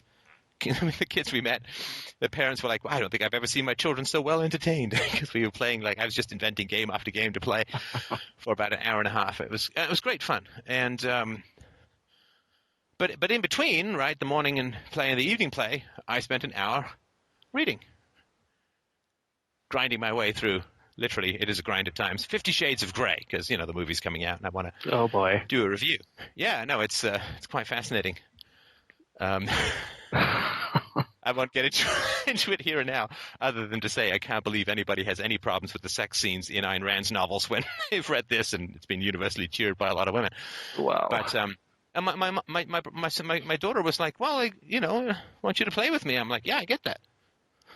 I recognize and understand that you want me to play with you, but I want to read. And I did. And lo and behold, she made some beautiful drawings. And she's like, oh, I want you to play with me now. Nope. I want another 12 minutes. I know I have to say 12 because I want 10, right? She's going to whittle it down. And so we did the 10 minutes and went out and play. It was great. But how am I servicing her if I become like this empty, automated clown robot designed to amuse her? How is that giving her a realistic sense of expectations? And she likes playing these verbal games, which I won't sort of get into here. And I'll play them for a while, and then I say, nope, I'd like a conversation. I don't want to role play. I want a conversation. I said, I became a father. I became a husband. I became a father to have good conversations. And she, it took her a little while because she said, well, don't you like playing? I said, I love playing. It's not all I love, right? So, when I have to go to a computer store because I have to get the endless conveyor belt of technical doodads this show requires, I might as well just build a Best Buy in the basement, for God's sakes. Anyway, but I said, when you come to the computer store, you like it for about 10 minutes, and then you're bored, right? And she's like, yeah, that's right. And I said, so you like something and then you want to do something different, right? And I said, so playing for me is fun, and I obviously like it for more than 10 minutes, but I want conversation. I'm happy to play checkers. Right? She just learned checkers, and she's actually pretty good. But I like checkers, but I like conversation as well. And after some time of checkers or some time of I want conversation. I want to talk about something that's important to you. It's important to me. We'll find a good topic. And we do. But I don't see how I'm serving her at all by not having any needs of my own. Your parents were selfish. By you being selfless, aren't you just causing it to skip a generation? Raise your kids to be selfish and not think about other people's needs. Why? Why would they? If you're not displaying any. But they need to know that they have needs and you have needs. Otherwise, how on earth are they going to have healthy relationships based on mutual empathy when they grow up? I'm not talking about the 1-year-old, right? And the 3-year-old you can just start. Oh, definitely the 5-year-old, though. Yeah. Yeah, I actually have the courage to be inconvenient. Have the courage to be inconvenient. Sorry, go ahead. I was just going to say I hadn't considered that. That's an interesting point. Right. No, you're absolutely right. You must negotiate with your children. I know I don't like to tell people what to do, but I'm not negotiating with you. You must negotiate, right? I get the parents, right? But I mean, life is all about negotiation, and you and I are having a negotiation in this call about history, about ethics, about future, and we really do have to teach our children how to negotiate, because negotiation is a fundamental philosophical reality of self and other. I have my needs, Trevor. You have your needs. I have my preferences. You have your preferences. And if we're not negotiating, then one of us isn't there. And if one of us isn't there, it's not a relationship, right? So if you can be an absent father playing with your children for 14 hours a day. And the way that you're an absent father is your needs and preferences are not part of the relationship, and therefore there is no relationship. It's like saying I have a relationship with the clown who comes and entertains my children at dinner. I don't. He's providing a service of entertainment, and he has no needs of his own that I'm willing to meet, right? He might as well be the TV. You might as well be the TV, yeah. I mean, you're turning yourself into a fun clown, empty, no-need stimulation bot. You might as well be an iPad. iPad doesn't have any needs. You can no more teach empathy by not having needs than you can teach tennis by never hitting the ball back. Yeah, sure. And when parenting gets eye-rollingly boring, it's when you need to change something up. It's when you're resisting the change to the next level in your parenting. Obviously, you don't negotiate with babies, right? I mean, just give them what they need, right? That's natural. But you have to be sensitive to when things change, right? And not hold on to prior patterns, but be flexible in your growth as a parent. And a 5-year-old, oh yeah, my God. I mean, if you want to have a bad time as a teenager, don't teach her to respect other people's needs now, particularly yours, right? What you're doing now is going to have a huge and direct impact on how she is as a teenager. Sorry, I keep interrupting you just when you're about to say something. Go ahead. Oh, sorry, I think we need to work on that because the 5-year-old and the 3-year-old, they play really well, but I mean, there's some aggressive tendencies too. Obviously, that's my fault, but like they don't have the negotiation thing and the empathy thing. They don't do that very well. Right. And it takes coaching, but it mostly takes modeling, right? Yeah. And if you erase yourself, then you have no capacity for negotiation, right? Yeah, right. Because you're not there. There's no one to negotiate with. Children don't know about the existence of other people until you remind them, right? Because they're coming out of toddlerhood and babyhood, which is all about malignant, selfish, evil narcissism. No, I'm just kidding. But a baby doesn't care if you're sleeping, right? Yeah, they don't even really understand that their mom is a different person from themselves until 8 months or whatever it is, right? Right. So, I mean, that's perfectly right. You can't negotiate with babies, and people try to, which is why people end up hitting babies, God forbid, right? But you must teach them about the existence of other people. Other people are like ghosts to them. Actually, not even ghosts. Ghosts can you'll change your behavior based on ghosts. But people are tools to babies. I don't ask my socket wrench if it feels like going for a spin, right? Hey, bike, where do you want to go today, right? I mean, I don't do it because it's a tool for me to get somewhere, right? And for babies and toddlers, parents are objects to get what they want. I've told the story before about how my daughter, but my daughter used to like fly me around, right? She'd point at something, I'd pick her up, and then she'd point something, I'd reach for it, and she basically would be flying me to get something on a shelf that she wanted, like a pilot. And she didn't care about whether I wanted to go there. She's like, well, here's a big giant flesh robot that I can use to get what I want. That's what babies do. That's fine. That's perfectly natural. Yeah, we've done that. It's fun. You've got to maneuver them out of that, right? Yeah. Yeah. So what you said earlier, like you said, helplessness is my heroine.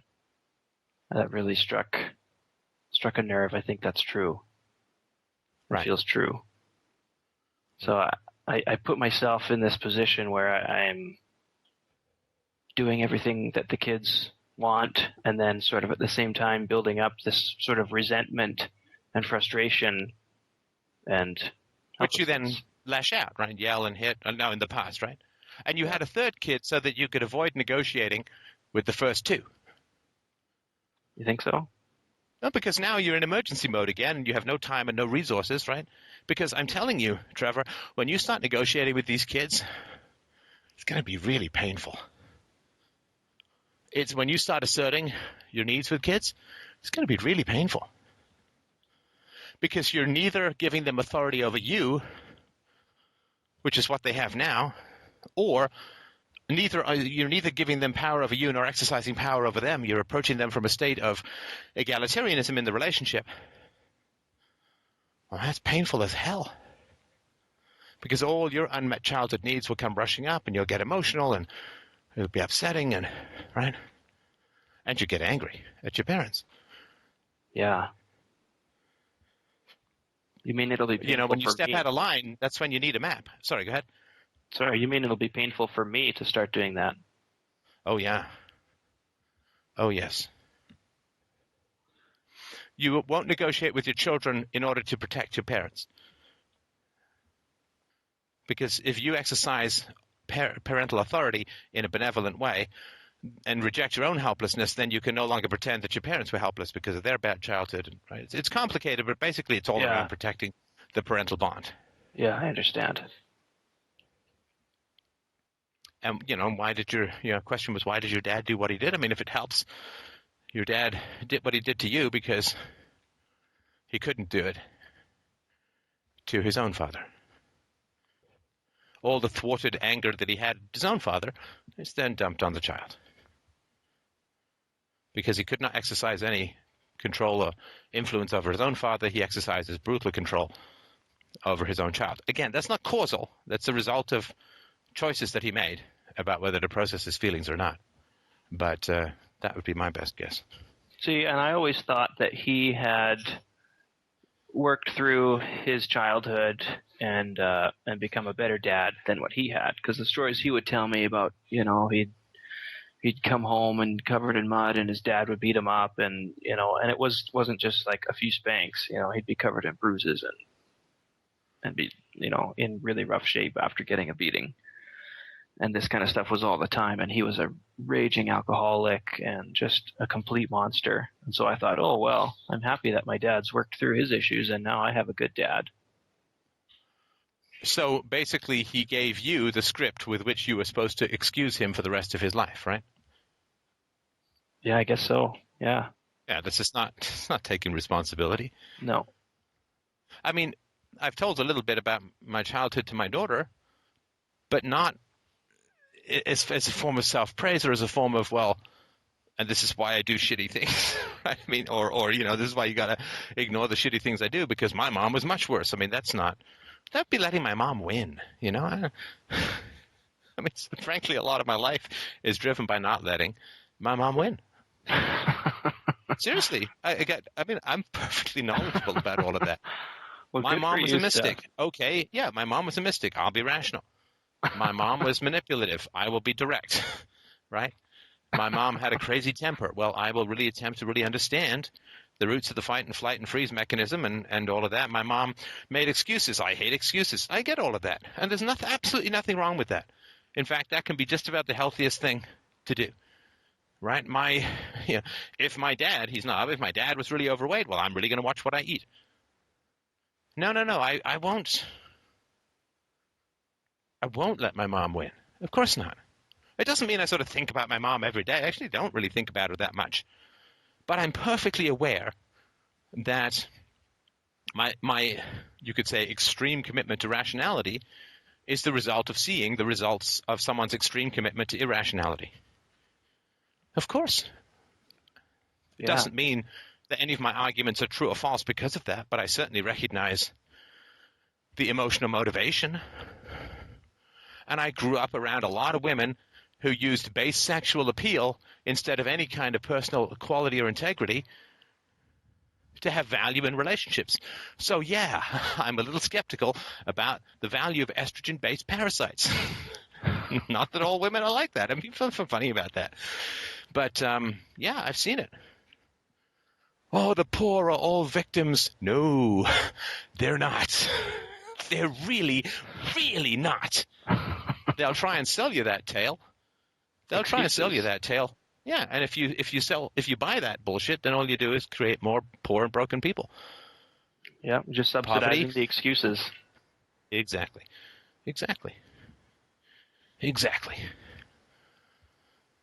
Steph, I really admire. Yeah, go ahead. Sorry, I really admire all the stuff that you just described, all the crap that your mom inflicted on you, and you decided, no, this is not going to be me, and you did the opposite. And the way that you talk about your relationship with your daughter and with your wife is just it's really inspiring. I want to get me some of that. Yeah, I'm sure you can. And one of your podcasts, you said that you surround your daughter with people who've been raised peacefully, like you won't let her play with other kids who are spanked and treated aggressively. And that really kind of hit me because it was like, holy crap, that would preclude my children. Yeah, I'm afraid. I mean, it's certainly the way that you're parenting right now, and I hate to say it, but I mean, it's important to hear, right? That your 5 and your 3-year-old don't have the empathy and negotiation thing going on. It wouldn't work, right? Yeah. Because my kids can't parent your kids, right? Neither can I. No. And it's something like when people say, well, slavery destroyed the black family. I mean, this is the same thing as saying, my parents were nasty because of their own childhood. It's like, no. I mean, since blacks went through the pain of family separation, there should be a hugely renewed commitment to keeping families intact, right? I mean, just no excuses. No excuses. I don't give a shit who you are or where you're from or what the color of your skin is or whether you got tits that hang to your knees or not. It doesn't matter to me. No excuses. I mean, unless you're actually willing to fess up to a biological spot of brain damage that renders you incapable of signing contracts or voting, no, you get the full-on responsibility upgrade. There you go. No downgrade. Everybody gets one dial, right? Yeah. Yeah. All right. Listen, we got to move on to the next caller, but I really, really appreciate you calling in. Okay. Thanks so much, Steph. Keep us posted if you can, right? Yeah, I definitely will. It really means a lot to me. Thank you so much.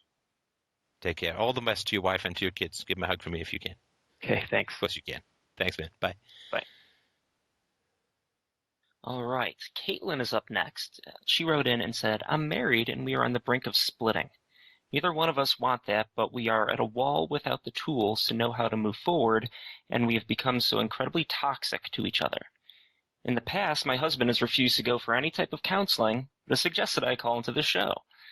How can I avoid attacking when feeling defensive? I think I sabotage relationships with those closest to me in order to keep the focus on them and off me. So, in other words, yet another epistemological question. No, I'm kidding.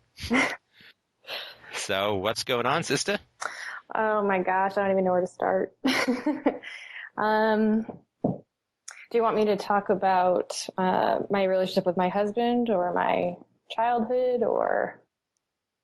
Well, I'm going to give the brief ACE, Adverse Childhood Experience of 5, verbal abuse threats, physical abuse, non-spanking, molestation, sexual inappropriateness or rape, no family love or support, and parents divorced. That's what you got spanked maybe once every 6 months or so? Yes, it wasn't very often. Right. I'm incredibly sorry. Let's just stop on the molestation one, if you don't mind, because that can have a huge impact on our marriage, but of course their sexuality, right? That's good, because I think that's probably what I'm having the most difficult time sort of working through because, well, I think up until recently, actually, I haven't dealt with this at all. I've been in counseling and in therapy multiple times for a dysfunctional relationship with my mom or later on when I had the sexual abuse with the teacher when I was 18, I went to counseling for that, but I never really admitted to myself the issues I had with my brother, not fully anyways. Can you go into just a bit more detail about the issues with your brother? Sure. When I was about 5 or 6, I think is what I was able to determine was the beginning or the first time I can remember anything happening. And he just kind of he asked me to look at some pornography with him. And how old was he? He's about 4 years older than me. Wow. And that happened a couple of different times, and that led to him wanting to do sort of mutual masturbation to this pornography, which led to him wanting to look at my anatomy pretty intimately. And this led to him eventually one night kissing me and making me lay on top of him. And this happened over the course of a few years, without going into too much detail. At the very last time that it happened, I was about 11 or so. And he asked me to play like a truth or dare game. And my dare, he wanted me to masturbate in front of him, and I wouldn't. Being a little bit older, I had a little more guts, I guess, to tell him like, no, I'm not doing that. And so he said, well, just, this is really gross. I'm sorry. He said, just, go do it and then let me, smell your fingers after. Oh, God. I'm so sorry. That's okay. So I didn't do it. I just pretended. And then I said, I'm not doing this. And I left. And I think that was kind of the last times that anything. Can I just say something here? Yes.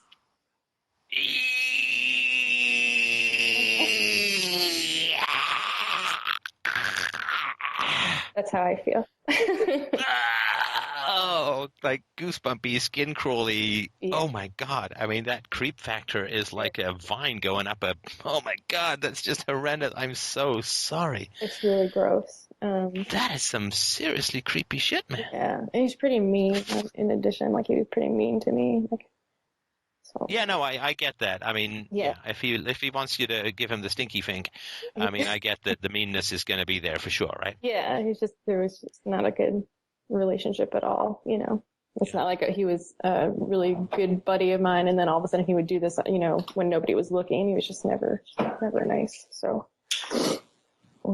I ended up I never said anything to anybody, and I ended up telling my mother much later on in life when I was older and dealing with the rape. Because obviously that brought up a lot of feelings and emotions and memories and stuff. And when I told her, but why? Sorry to interrupt. But why was it not possible? I mean, obviously it was not something that you did, and your brother was aware of that, right? But why was it not possible that I told anybody? Yeah. Oh, it's not that it wasn't possible. I just never told anybody. But why? And I'm not blaming you for that. I mean, obviously, right? I mean, but why do you think you didn't? So that's one of the issues that I'm dealing with now. And one of the things that have sort of come out in me trying to figure out why I'm having some of the emotional issues I'm having now, and looking back at that. I remember specifically the very first time that ever happened, with my brother. You mean with your brother? Yes. Yeah.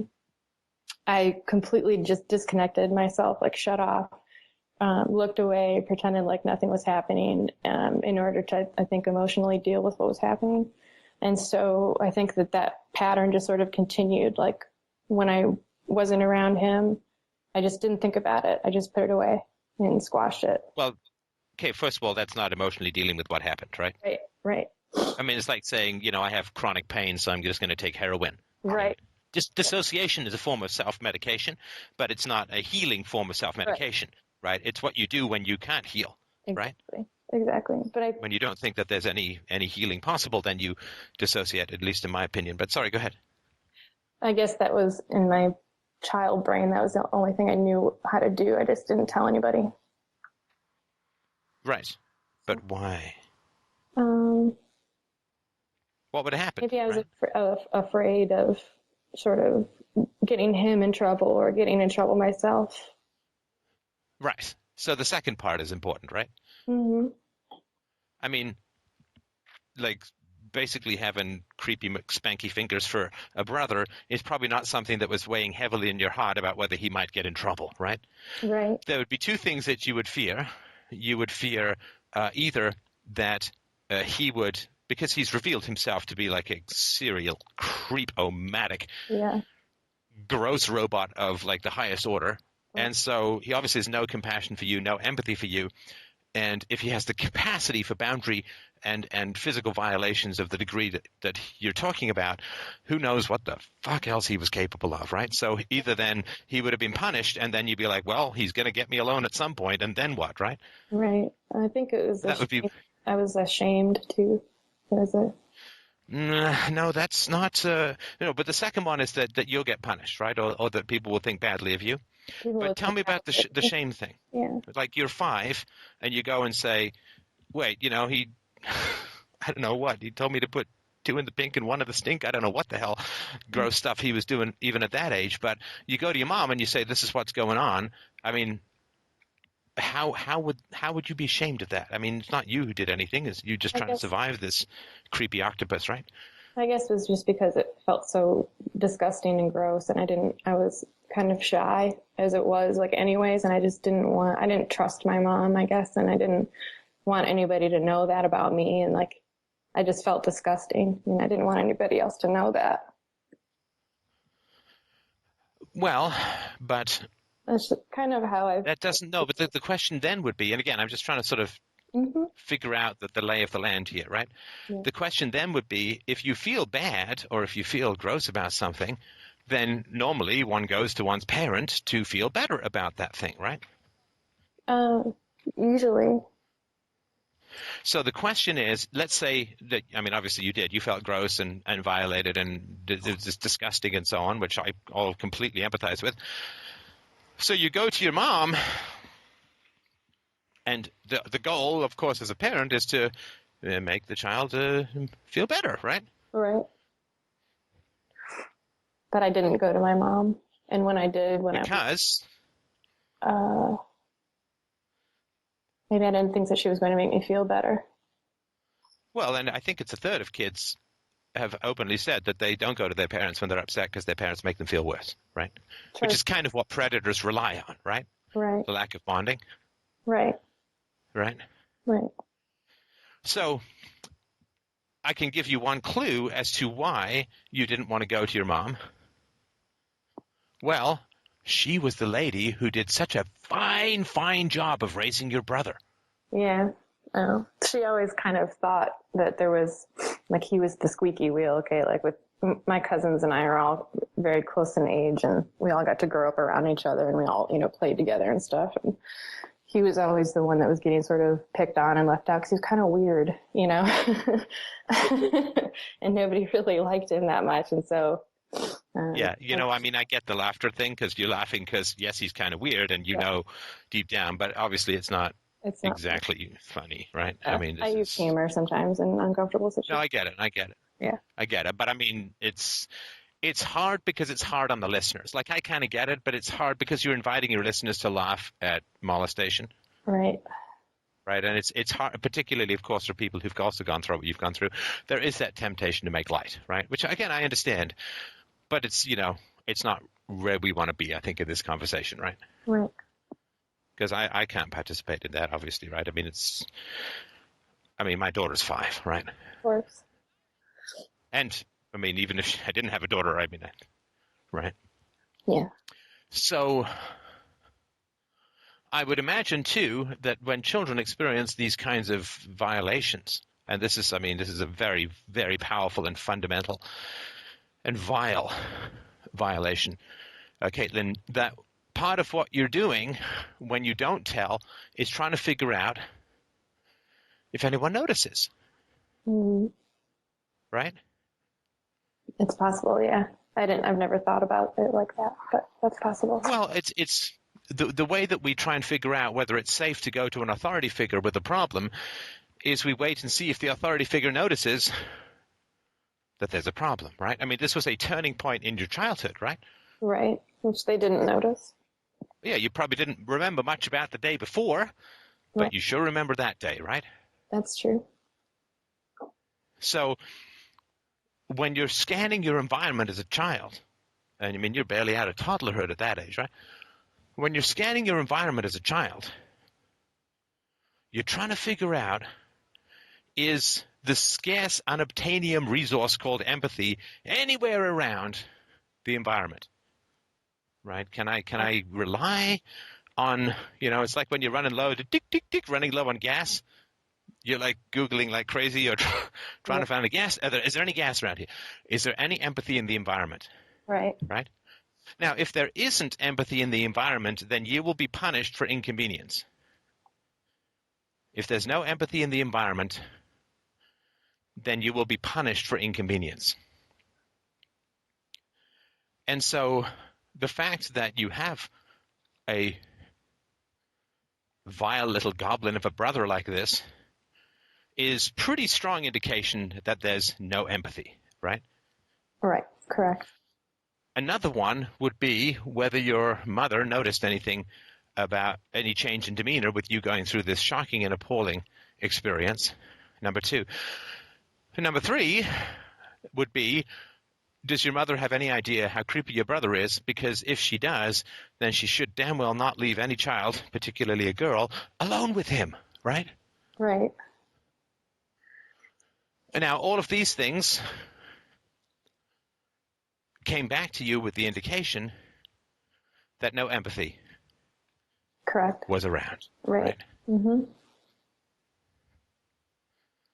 And that's important to recognize that you didn't, like saying, why didn't you tell your parents is like saying, well, why don't you stop to get gas from a cow field? Right, exactly. Because it's a cow field. Right. There's no gas, right? It was empty. It's empty. There's nothing there to put in the tank, right? Right. All right. All right. Do you know, did you have any relationship with your brother as an adult? Yes.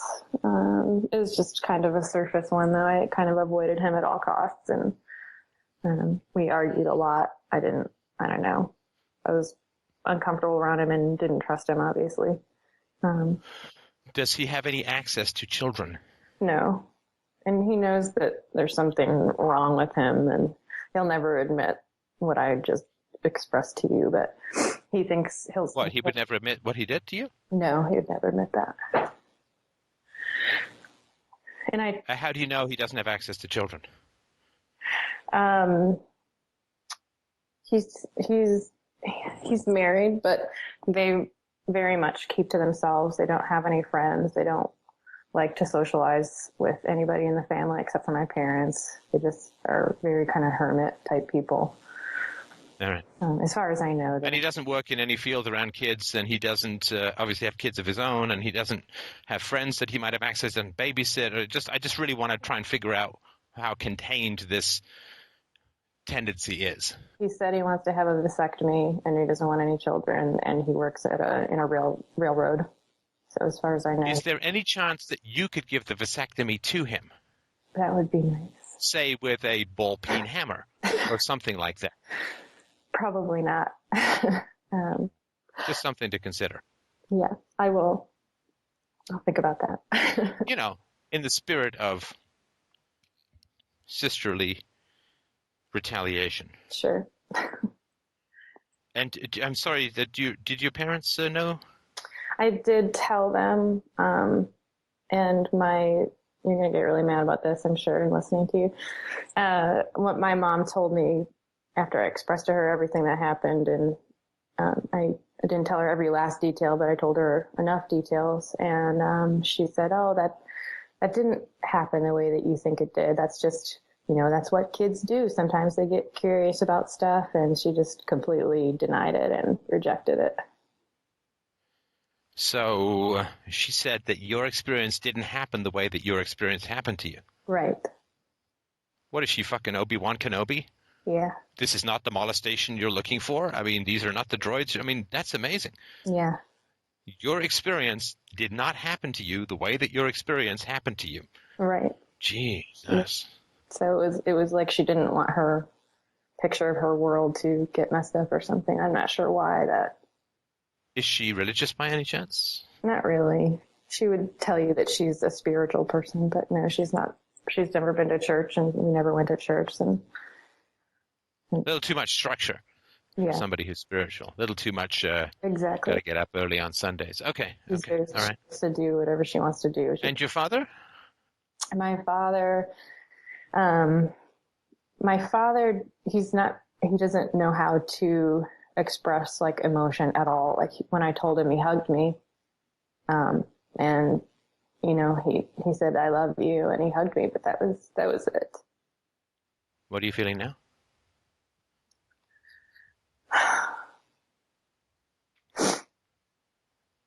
I hate not being able to see people, but I can hear, right? I can hear what you're feeling.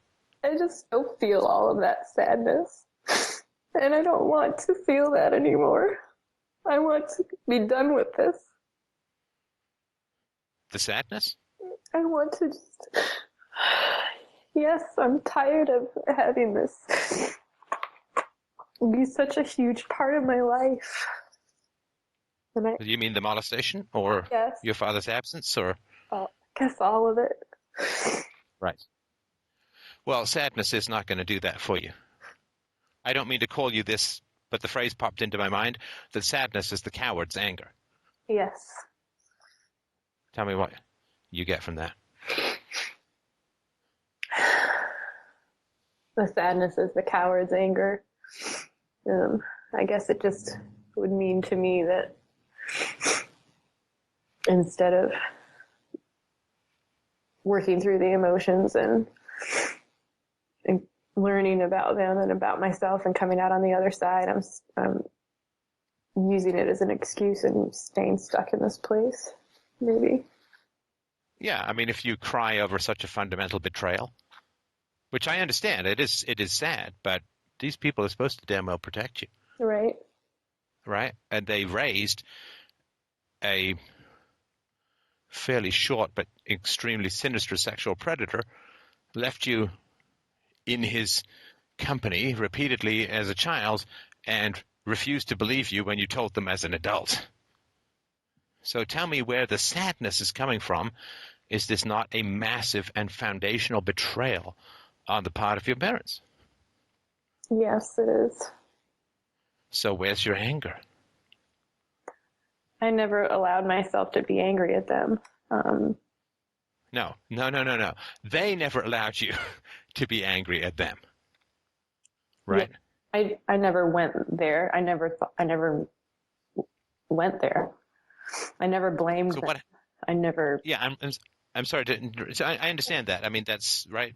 But of course, right. So what happens if you assert your needs at your parents' inconvenience?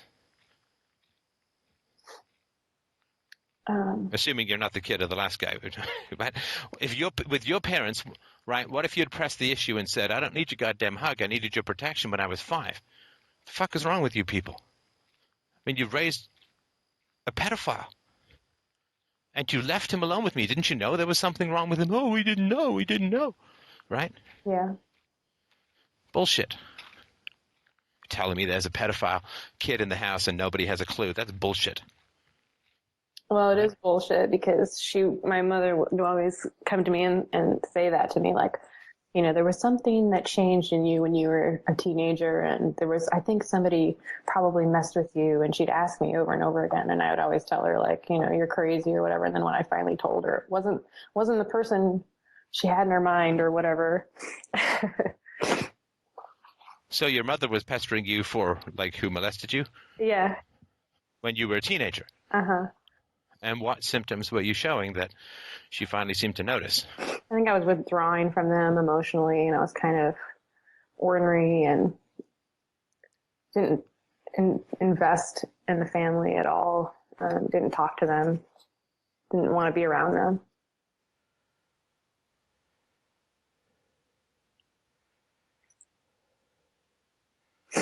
Right. And then when I was 18 and I experienced the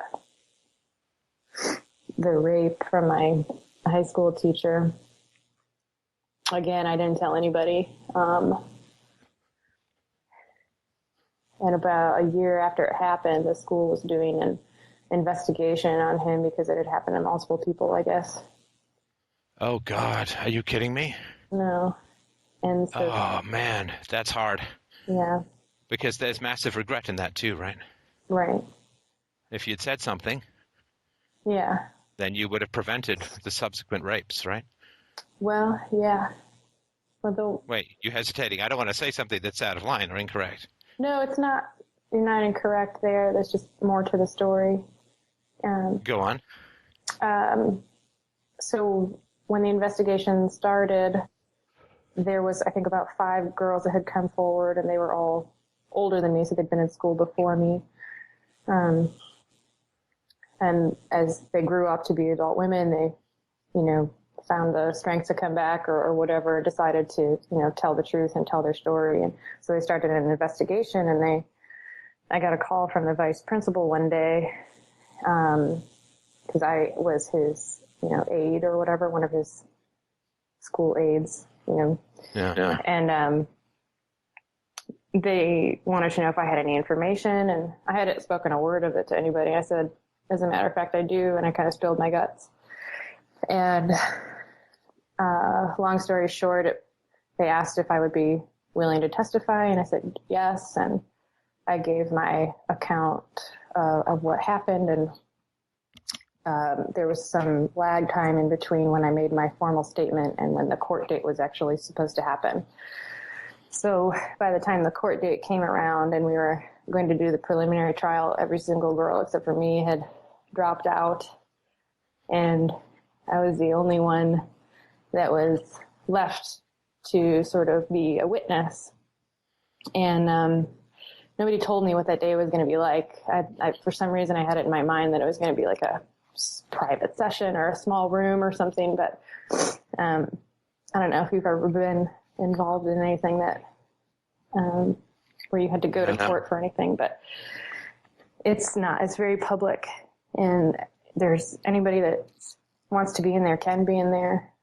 So there's reporters and people that I knew, and the perpetrator, and I had to get up on the stage or on the stand and tell this horrible story. And I didn't even know the prosecuting attorney until she introduced herself 5 minutes before the court came into session. And so,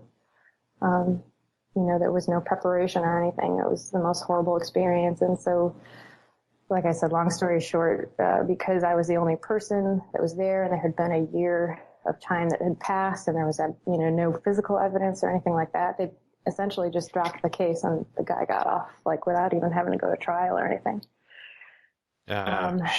So I justified that to myself, it was a horrible experience, but at least he won't be a teacher anymore, and he won't do that to anybody. But teacher, freaking tenure, they couldn't fire him. So they just asked him to resign, which he did. And then I heard a few years ago that it happened again to somebody. He was rehired up in the northern part of Michigan. And I heard that it happened again. So it was difficult to hear, but I guess. Again, I'm no lawyer, but what you were going through was a sort of preliminary hearing to figure out if there was enough evidence to go to trial. Right. And because it was a he said, she said kind of situation, no physical evidence, and everyone else had bailed. Right. You were basically cross-examined, grilled. Were you sort of put through the slut-shaming ringer of blame the victim, or what? Gosh, it was horrible. The guy was so mean. His freaking attorney was I had no clue what kind of questions he was going to be asking me or anything. And like I said, nobody prepared me for any of it, which is, as I look back, I'm really upset. My father was a police officer for 20 years. He's been to court cases. Your father was a police officer for 20 years, and he basically had a criminal child in the house molesting his daughter? Yeah. Oh, my God. Oh, the plot thickens. Oh. And my mom. It's only an irony if you're a statist. Anyway, go on. Exactly. Which I am not. Right. So, yeah. So the betrayal then went social-wide, right? Right, yeah. It was then more than your brother and your parents, but the system as a whole, where you were punished for having been raped and having the courage to go on the stand. Whereas if the other women had decided to go forward, then he probably would have gone to trial and, right? Right. God. And now he's in a situation where he can keep doing this shit, right? Probably. I don't know where he is. So sorry. What's going on with his life, but. Right. Well, I'm sorry for all of that. I mean, Thank you. Going to the government for justice is like going to an Eskimo for a tanning bed. It just doesn't fit in the ecosystem. But right. And I think my dad, knowing the system as well as he probably did, would have told me no, you're not doing that, because there's no way that's gonna, turn out well. Yeah, you might have taken those bullets if it got a predator out of off the streets, right? Sure. But given that you went through this horrendous experience and it didn't even do any good, right. It then is it's another it's more of a institutional rape than a personal rape, but it probably didn't feel wildly dissimilar. Right, exactly. So, right. So now I have a lot of difficulty with disconnecting myself from my emotions, and trust is difficult for me and all of that. So calling you to help me with that. With the marriage, right? Which I know we've not got to, but Right. it's sort of important to figure some of this stuff out. Yeah. All right. Well, listen, I mean, just before we move on, Caitlin, I'm incredibly sorry. Thank you. For all of this that you went through. I mean, at every level and every facet that you can imagine. It's a heartbreaking story. It's an enraging story. It's a frustrating story. And I'm just hearing it. You lived it. So I just really wanted to express how incredibly sorry I am that this was your experience of childhood, where basically you've got a predator in the house you can't get away from, who is like, I mean, obviously it could have been worse, but that's not exactly much comfort. So I'm just incredibly sorry. And then, of course, the rape at 18 and then the institutional rape as a result. I mean, just horrendous. And I'm so sorry for all of this. So, did your husband know all this when he married you? He knew everything. He didn't know about my brother. But he knew everything else. Well, that's kind of an important part, right? Yeah. I think I had sort of squashed all of that with my brother. After I told my mom and she rejected me, I tried telling a couple other people in my family and kind of got the same reaction. It was almost as if it was too nasty. Like they didn't want to know that. They didn't want to mess up the family dynamic or whatever. I don't know. But it was always... Well, I guess they, I mean, I fucking hate people like that. I mean, Caitlin, I know they're your relatives and all that. I'm just telling you from the heart.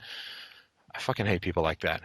It's hard because you... No, it's like, I'm sorry if it's inconvenient to you that I was molested by my brother. I'm sorry if that makes you feel uncomfortable. But you do get that your very silence is why he was able to do it, right? Right. The fact that you're willing to turn away from a victim is exactly why this shit continues, right? Right, yes. The victim's fear of a lack of sympathy and social support is exactly what these goddamn predators are counting on. And rightly so, because it's what they so often receive. Right, exactly. It's the human shield of averted eyes from the sexual and emotional predation on children. Mm-hmm. Predators exist in the shadows of averted eyes. That's their natural lair, their natural habitat. That's their camouflage. It's the camouflage of closed eyes. And he's a symptom of the adult clinging to comfort rather than virtue. Right. And this is after, I don't know, about 5,000 or 10,000 years of religion trying to turn human beings into vaguely better people. Right. So fuck that. Failed. Time to move on. Time to try something else. If this is what we got after 10,000 years of religion, I say that ain't good enough. No. So, I'm sorry about that. All right, so what happens with your husband? Oh. It escalates to the point where you guys are thinking of splitting. I just, it really comes down to a communication issue. I just feel like we're speaking two different languages sometimes, and it'll start off with a small disagreement and escalate into this major argument. And I almost feel like sometimes I start it, and like if things are going really great and we're not arguing for a week or two, I kind of will, and I didn't realize I did this until I started sort of self-examining. I sort of will pick something and create this chaos in the house, even though I say that I want the exact opposite. And I'm not exactly sure why I do that, but I think it's, I don't know, if I just have a problem feeling closeness or feeling love because I don't really know what that is, or if I'm not sure that, like at my core, if I feel unworthy of love or something from all this bullshit or what. But I started reading that book that you recommended. I heard one time, The Psychology of Self-Esteem, and it's taking me a while to get through it because I'm really trying to take it to heart. It's a fabulous book. Yeah. It's been really helpful though. But I'm trying to be honest All right, with so myself. it's a wonderful way of avoiding the content of what I asked about. So can you give me an example of right? Don't give me the the Coles notes. I need the transcript, right? So give me an example of a conflict that started and escalated. Like, what was the conflict about, and how did it escalate? It's hard to think of something on the spot. Well, most recently, we were in a car ride together. It was about a 12-hour car ride. And things were going fine. And then all of a sudden, it was kind of silent for a while. And I asked him, so, what are some long-term goals that you're thinking about? What do you see for us and for yourself for, long-term down the road? What a lovely question. Uh-huh. And it's a lovely question. I mean, you got 12 hours, so might as well go deep, right? Sure. And in the past, sometimes when I've asked stuff like that, it'll turn into an argument. Well, lots of stuff turns into an argument. So sometimes he's a little bit, I guess, gun shy with his answer. Like he's very mistrustful of me now. He's always thinking I'm going to yell at him or like argue with him or something. So all right. No, wait. I'm sorry, we're going into descripto land. Right, and unless you're actually armed, gun shy is not a very helpful phrase, right? But all right. Sorry, I didn't mean. So what does he say about you asking about his long-term goals? So he said, I don't know, what do you mean? Like, world peace would be nice, kind of cheeky or whatever. And I was like, well, that's never going to happen. Like, it's just. Well, hang on. That's with all due respect to your husband, that's kind of a dickish answer, right? Right. So why is he being a dick about long-term questions? I'm not sure if the question itself was made him. Is he an ambitionless toadstool? Sometimes. Wait, no. See, we're all an ambitionless toadstool sometimes. But what if that? Like, what is his life going? Where's his life going as a whole? Oh, he's just not quite sure what he wants to do yet with his life. So. How old is he? He just turned 30. Ooh.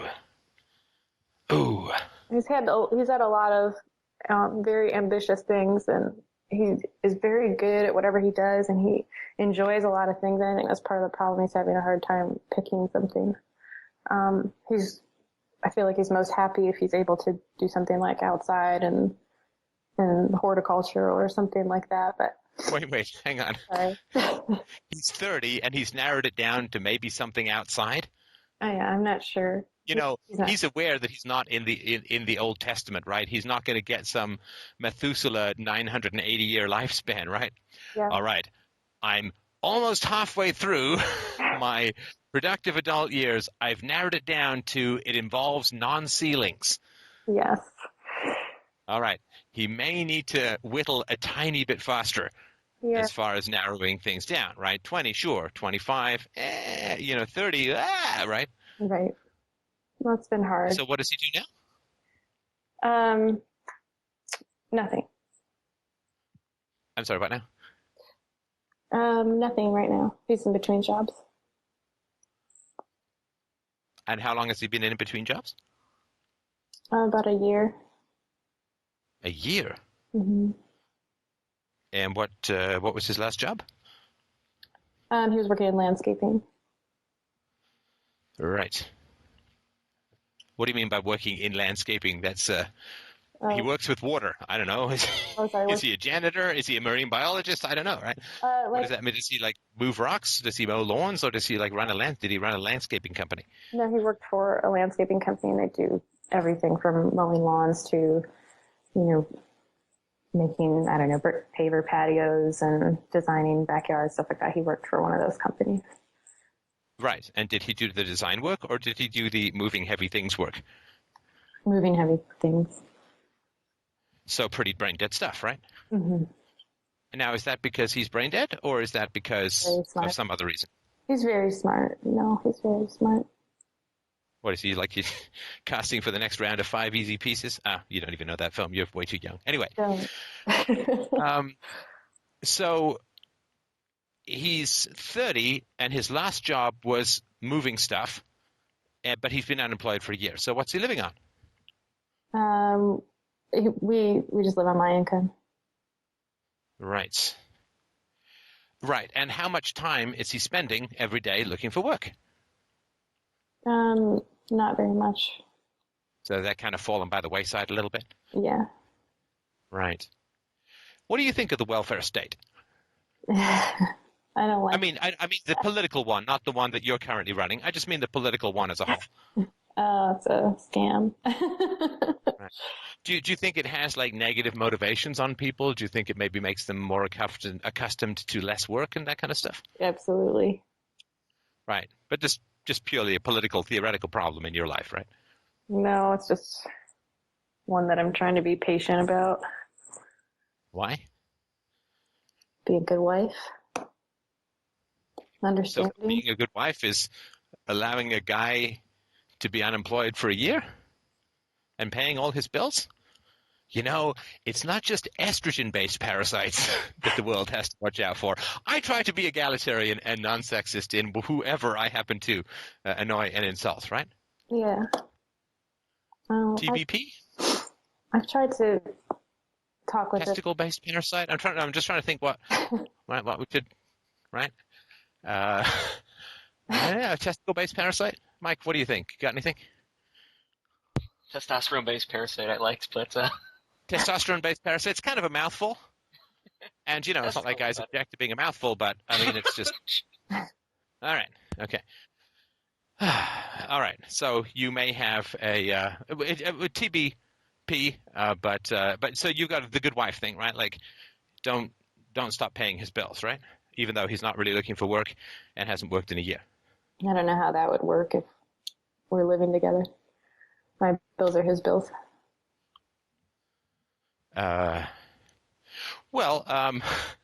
So you just so basically you have no choice. You just have to keep paying these bills, even though this guy's kind of like a deadbeat at the moment. Yeah, but I don't know. Yes, but I don't know. How well is that going to fly in this show? You don't really think that I'm going to let that go, right? Yeah, you're not wrong. I'm just not sure. I mean, I've told him how I feel, and I'm not gonna leave for something like that. And I'm so when you're asking about long-term plans, he's thinking like, whoa, sister, we're not slowing down the gravy train, are we? Right. So I'll be a snarky asshole about world peace, right? Right. Probably. Right. So then we had a huge argument, and. But what's his defense of the argument?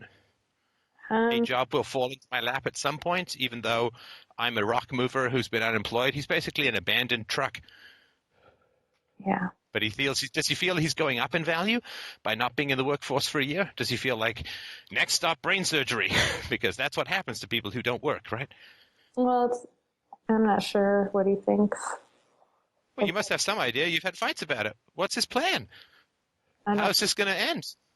I don't know. What's the end game here? I don't know. Well, what do you think? I mean, you know the guy. What do you if you've never talked about it explicitly?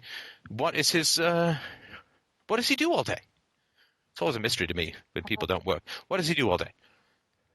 He does a lot around the house, like the garden. He works a lot outside, works in the garden, and the house is always clean. It's kind of like a homemaker, you know. And he's on the internet a lot. He listens to your show a lot, and.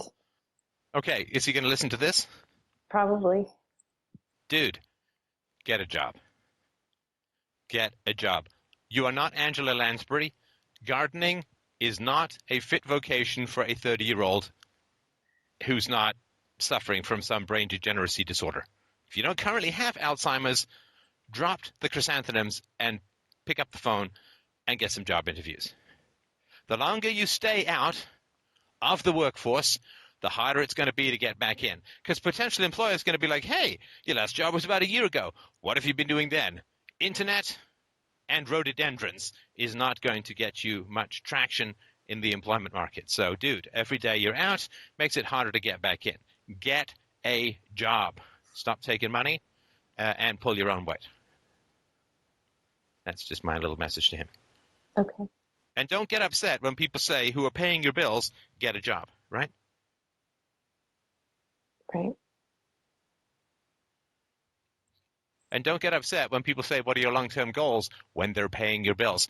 You can get upset if you're paying their bills, but whoever's paying the bills, well, they have a right to ask you when you might be seeing fit to get your royal ass out of the rose bushes and into some paying occupation.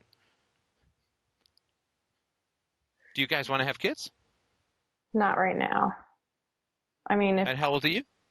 I'm 32, I'll be 32 in November. So when you say not right now, do you also feel you may have the fertility of some Old Testament wife? No, but it's not. It's dipping already, right? I know. I'm almost advanced maternal age. Don't remind me. No, I'm going to remind you because your eggs have got their hand up my ass and they're telling me what to say. I know. Get me some sperm. Hopefully sperm that has some money attached. Might not be the end of the world, right? Yeah. I mean, look, I don't. I mean, if you guys want to have kids, and he's like, well, I don't want to get a job because I don't know, I'm developing portable man tits with milk or something, or he wants to breastfeed the kids, or like, I mean, you could maybe work that out where you pump and he stays home and the kids still get the benefit of your breast milk or something if he wants to be the house husband. I mean, I'm the stay-at-home dad. It could work, right? Right. And that's what we would probably do, I think, because I'm a nurse, I'm already in my professional career and stuff like that. Like, money financially, it makes more sense, even though. Do you make some decent coin? Yeah. Right. 6 figures? Not quite. But close. Yeah. Yeah. I felt a great giant upsurge of testosterone-based parasitism from people in this show. It's like, hey man, I'll do more than he does. Just you pay my bill, sister. Yeah, 6 figures. All right. So kids. I mean, it's not a good situation right now. It'd be a horrible time to try to do that. Why? Oh, because of all the emotional upset that's going on in this house right now. Oh, because of the divorce thing, right? Or the potential split up thing, right? Yeah, all the fighting and all that. I don't feel like I'm emotionally like in a good balanced place to even think about doing that right now. I feel like that'd be really irresponsible. Okay, so when do you think is the latest age that you could reasonably expect to have children? Let's work backwards from there. And I'm just going to do some practical stuff here, right? Because sometimes we get a little lost in the day-to-day and we lose a bit of the big picture, right? So at what age, Caitlin, do you think that you could reasonably expect to have kids without, I don't know, calling in for some divine airstrike of fertility or something? I think much past 35 it gets kind of dangerous, so. I think the window's a little wider than that. Obviously, talk about it with a doctor, but right. Okay, but let's say 35, right? Okay, so 35. So you got 3 years to have kids, right? Right. So, how long have you been married? Just a year. Wait. Uh oh.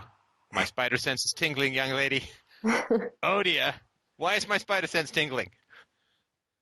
I don't know. Are you going to ask me something about what it was like before we got married, or?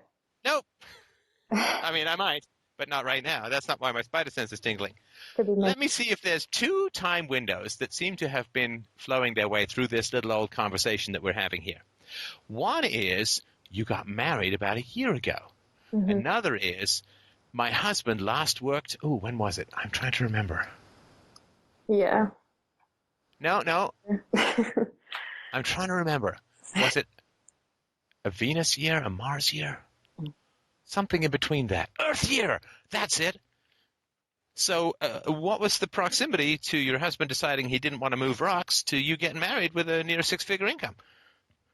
We moved. Kind of a lot happened. He had a plan to start going to school once we settled. Let me try this again. Because you're going off in a right. So, how close was it? Okay, was it before or after you got married that he decided to stop working or didn't work or had his last job or whatever you want to call it? Oh, he stopped about a month or so before we got married. Okay, and was he fired or did he quit? He quit. So he quit his job about a month before you were going to get married? Mm-hmm. Right. Now, if, again, I'm for gender equity, so if I heard the story from a man, what do you think I'd be saying about his wife? Oh. Gravy train! I don't know. Pitching-go-rama. Would you, though? There's such a double standard, usually. I don't have a double standard. I don't care if it's the eggs or the balls that are cashing in their chips. Is he very pretty? Yes, Very good looking, right? I think so. 1 to 10, what do we got? 9.5. Oh, man. Okay, does he have abs? Yes. Okay, the S is important. I have ab. But he has more than one, which is cool. So he does some sit-ups, right? Yes. Little working out of the old himbo muscles, right? Mm-hmm. So he's a fantastic-looking guy. He is. And where would you rate yourself? And don't tell me you don't know, and don't give me any false modesty. Everybody knows. Probably like an 8. Right. So do you feel like you traded up in the looks department a little? Sure. We're probably pretty even, but yeah. Wait. I don't know if your job involves numbers. But 8 is not the same as 9.5. Mm-hmm. I'll probably trade it up a little bit. I'm sorry? I'd probably trade it up a little bit. A little bit. All right. So, given that you're a professional and he's like a forklift, how were you expecting this compatibility thing to work out in the long run? Oh, he had a... I mean, other than the abs, right, which I guess you like. But not why I married him. I'm sorry? That's not why I married him. Okay, then why did you marry him? Oh, he's probably the most compassionate person I've ever met in my life. He's got a very gentle, yeah. So compassionate that he's willing to have you pay his bills for a year, has no plans to get work, doesn't really look for work, and gets upset when you bring up the topic. I'm not sure that that's really 150% compassion. His compassion has no abs, is really what I'm trying to tell you. Yeah, well, he's got some of his own issues that he needs to work out, too. No, that's a generic statement that you could say about anyone, right? He's a carbon-based life form who, exhales carbon dioxide. Okay, got it. Duly noted, right? Yeah. I mean, I can't say what his problems are necessarily because they're his problems, I can't speak to them. No. Oh, dear. Oh, Caitlin. Marriage 101. Are they his problems? No. Well, they are your problems. I mean, because you're married. I can't say his childhood was this and that, blah, blah, blah, and this is why he... No. I'm pointing out that you said, well, I can't tell you what his problems are because they're his problems. No. I said his problems are your problems. No, I understand that. I said I can't speak to them is what I said, meaning I can't put myself exactly where he is and tell you that this is exactly how he's feeling and why he's stuck the way that he is and why... Okay, so now you're just giving me a bunch of straw men. I mean, what does the word exactly mean in this situation other than an impossible standard which I'm not supposed to question? Of course you can't exactly. I can't even do that with myself, let alone someone else. But that doesn't mean anything, right? Well, I guess it just means I can't speak to why he has chosen to not participate financially in our marriage because he... Oh, no, I know exactly why he's chosen to not participate financially in the marriage. I mean, if he wasn't married to you, would he currently be homeless? No. No, what would he have done if he wasn't married to you? Either living with his parents or got a job and living somewhere on his own. Yeah. He'd most likely get a job. He might lay up with his parents for a bit, but he'd get a job, right? Right. Right. So we can certainly say from a practical standpoint why he is doing what he's doing, right? Right. So, as to the emotional reasons, I don't know. Smart guy, no ambition, obviously a troubled childhood, and so on, right? Right. Right. Now, if nothing changes, what happens in terms of his just general life trajectory, which at the moment is inert, right? Other than, helping out around the house, which unless you've got like a 12,000 square foot mansion that requires a full-time gig, is not a huge amount, right? Right. What happens? I mean, I don't mean to ask a leading question. I mean, you already went through this crap in court, right? But it would seem to me that respect follows competence, right? Right. And I mean, what's going to happen to your level of respect in the long run if he's like a internet surfing, do little house husband guy? I'm sure it will dwindle Has it dwindled yet? It's been a year. a little. Like, okay, so what was your respect when you married the guy? I guess a month after. Were you concerned that he quit his job a month before you got married? Not really, because he had a solid plan of what he was going to do. Has he acknowledged that plan he's failed to deliver? Like, he made promises, basically he made commitments, right? Yes. About what he was going to do with like financially and career-wise. Has he acknowledged that he has failed to fulfill on those commitments, which was kind of important? Like, if he had said to you before you got married, listen, I really don't really, if this thing falls through, I don't really think I'm going to look for work. What would you have said? It would have been a problem. What would you have said? I would have said that that's not okay with me, and I would want to know why. So would you have married him if you'd have known this was the outcome? No. Right. But So he's putting you in a state of non-marriage. I'm not saying just him, and I get it's a relationship and all that, right? But I'm sort of going with some basic stuff, right? yeah. If you knew then what you know now, you wouldn't have married him. Is that what I'm getting?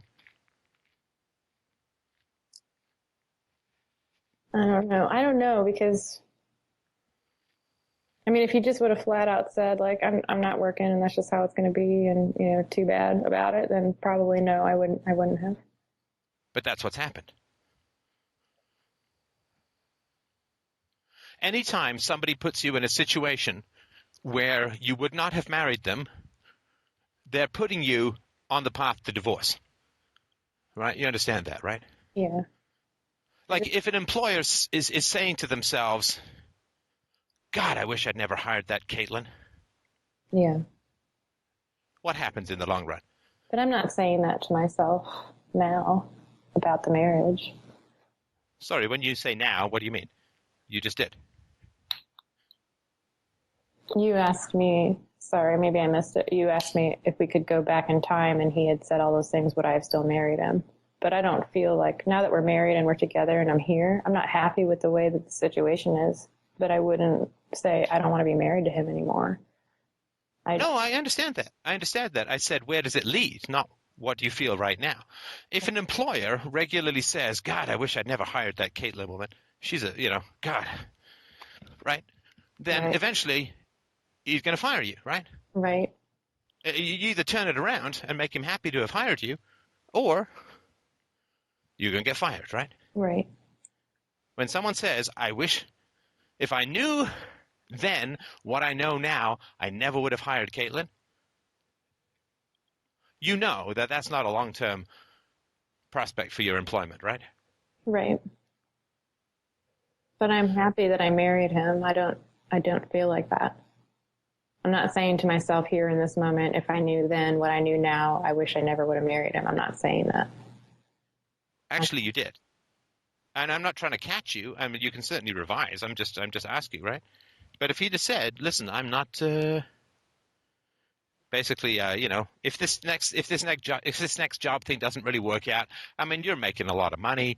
Yeah. I basically can't make that much money because, what do I make as a landscape guy? $20K a year, and you're making like 80 or 90.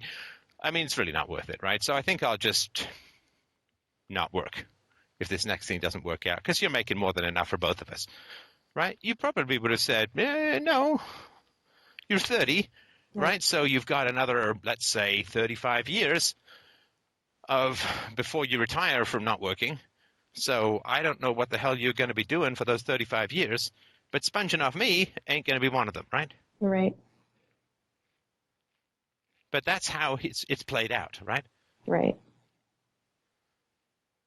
And that's what I mean when I say, if, and it's not a question of honesty, maybe he didn't even know how comfortable he was going to get not working, right? Right. But if he had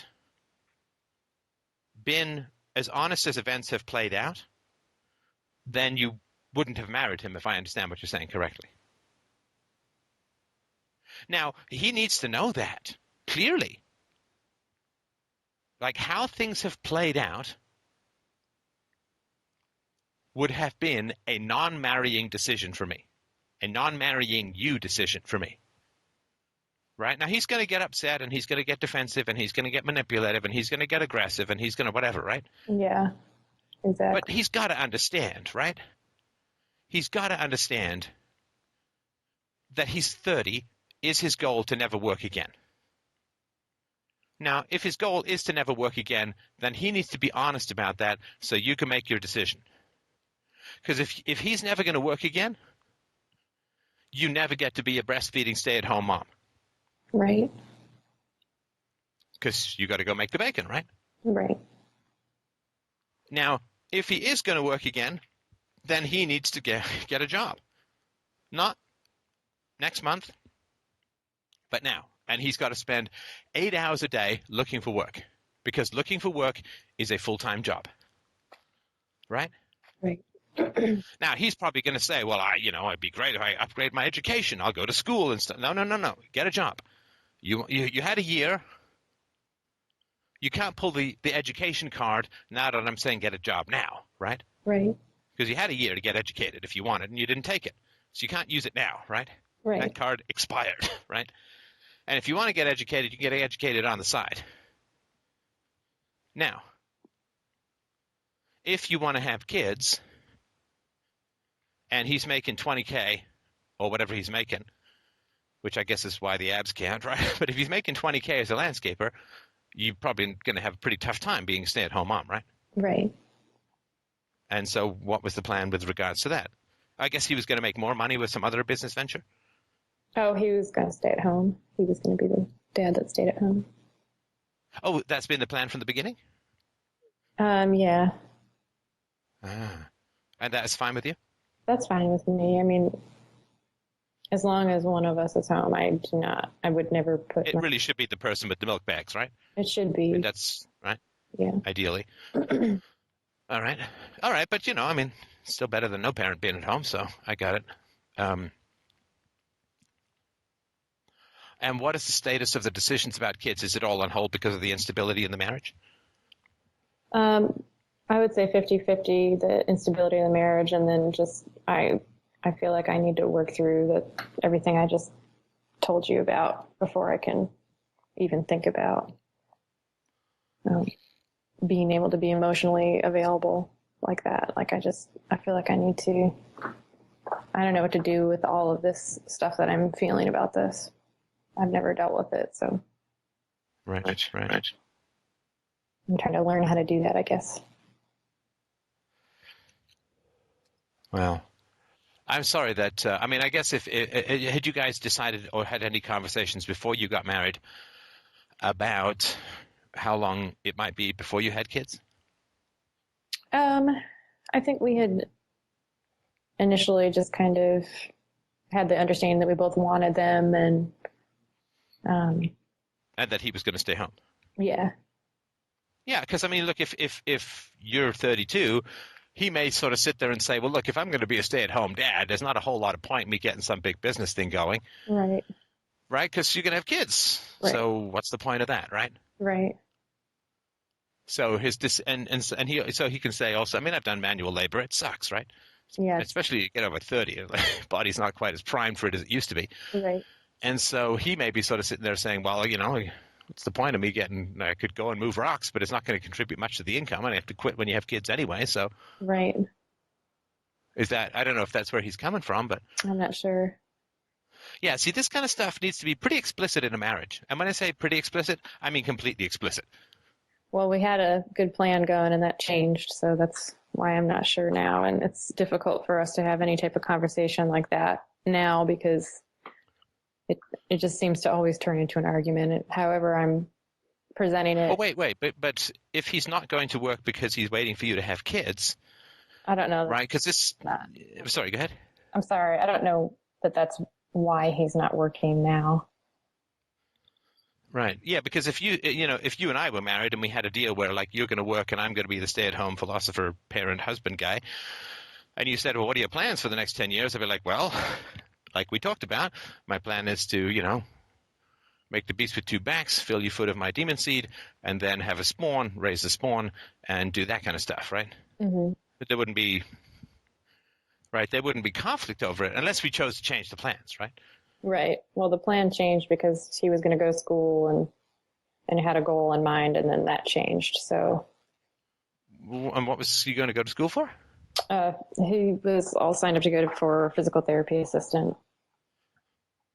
And it got close to the time when the program was going to begin, and he decided that he wasn't sure that that's what he wanted to do.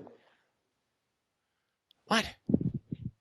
Okay, now I'm confused. Okay, so was there a plan that he was going to be a stay-at-home husband and father? Yes. And you got married when you were 31. So why would he be going to school and starting a new career if you're within 4 years of the last year you want to have kids?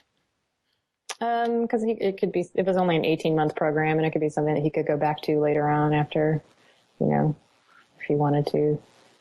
Just for options. Oh, come on. You're a professional woman. You can't put this forward to me as a plan. This can't be a project plan for you, right? You don't work for the government, right?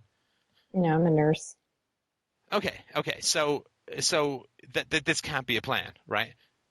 Which is I'm going to go take a bunch of education that is fairly time sensitive, right? I mean, physical therapy stuff changes as new disciplines, new science, new medicine advances itself, right?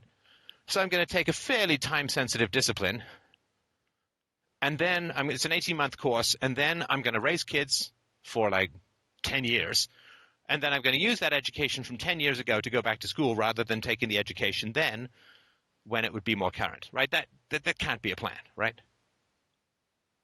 Oh, well, I'm not sure why it can't be a plan. I mean, he could work like, 1 or 2 days a week.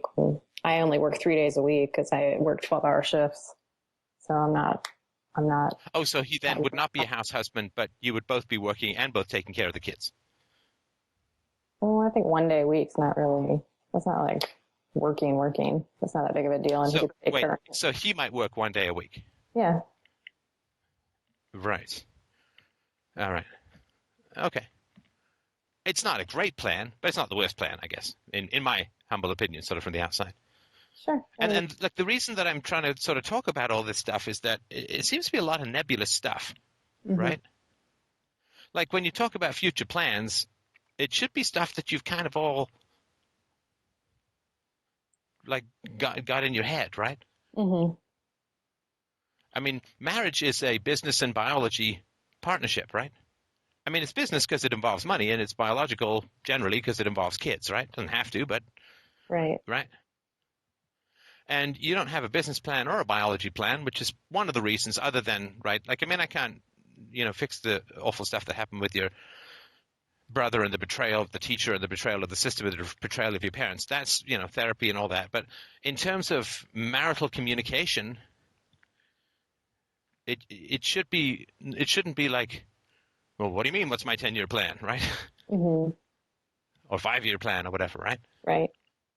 I mean, it sounds like you don't have a clear idea. And sorry, just remind me why he didn't go to do his education again? Yeah, he just decided that's not what he wanted. He wasn't sure he wanted to do that. Right. So it sounds like he's a little lost in limbo. Yeah, that's what it seems like. Right. And is it a deal breaker for you that he's lost in limbo? No. In other words, let's say he doesn't get a job. Is that going to be it for the marriage? No. Okay. So that's why he's not getting a job, right? And so if you're willing to pay for a guy to not work, even though he's not a house husband, I mean, I'm very hesitant to say what works and doesn't work in other people's relationships. I mean, it's foreign to me, but if you're okay with that, I'm not then okay with it, but you should be explicit about that and say, listen, I'm going to take the work thing off the table because it's not hugely important to me.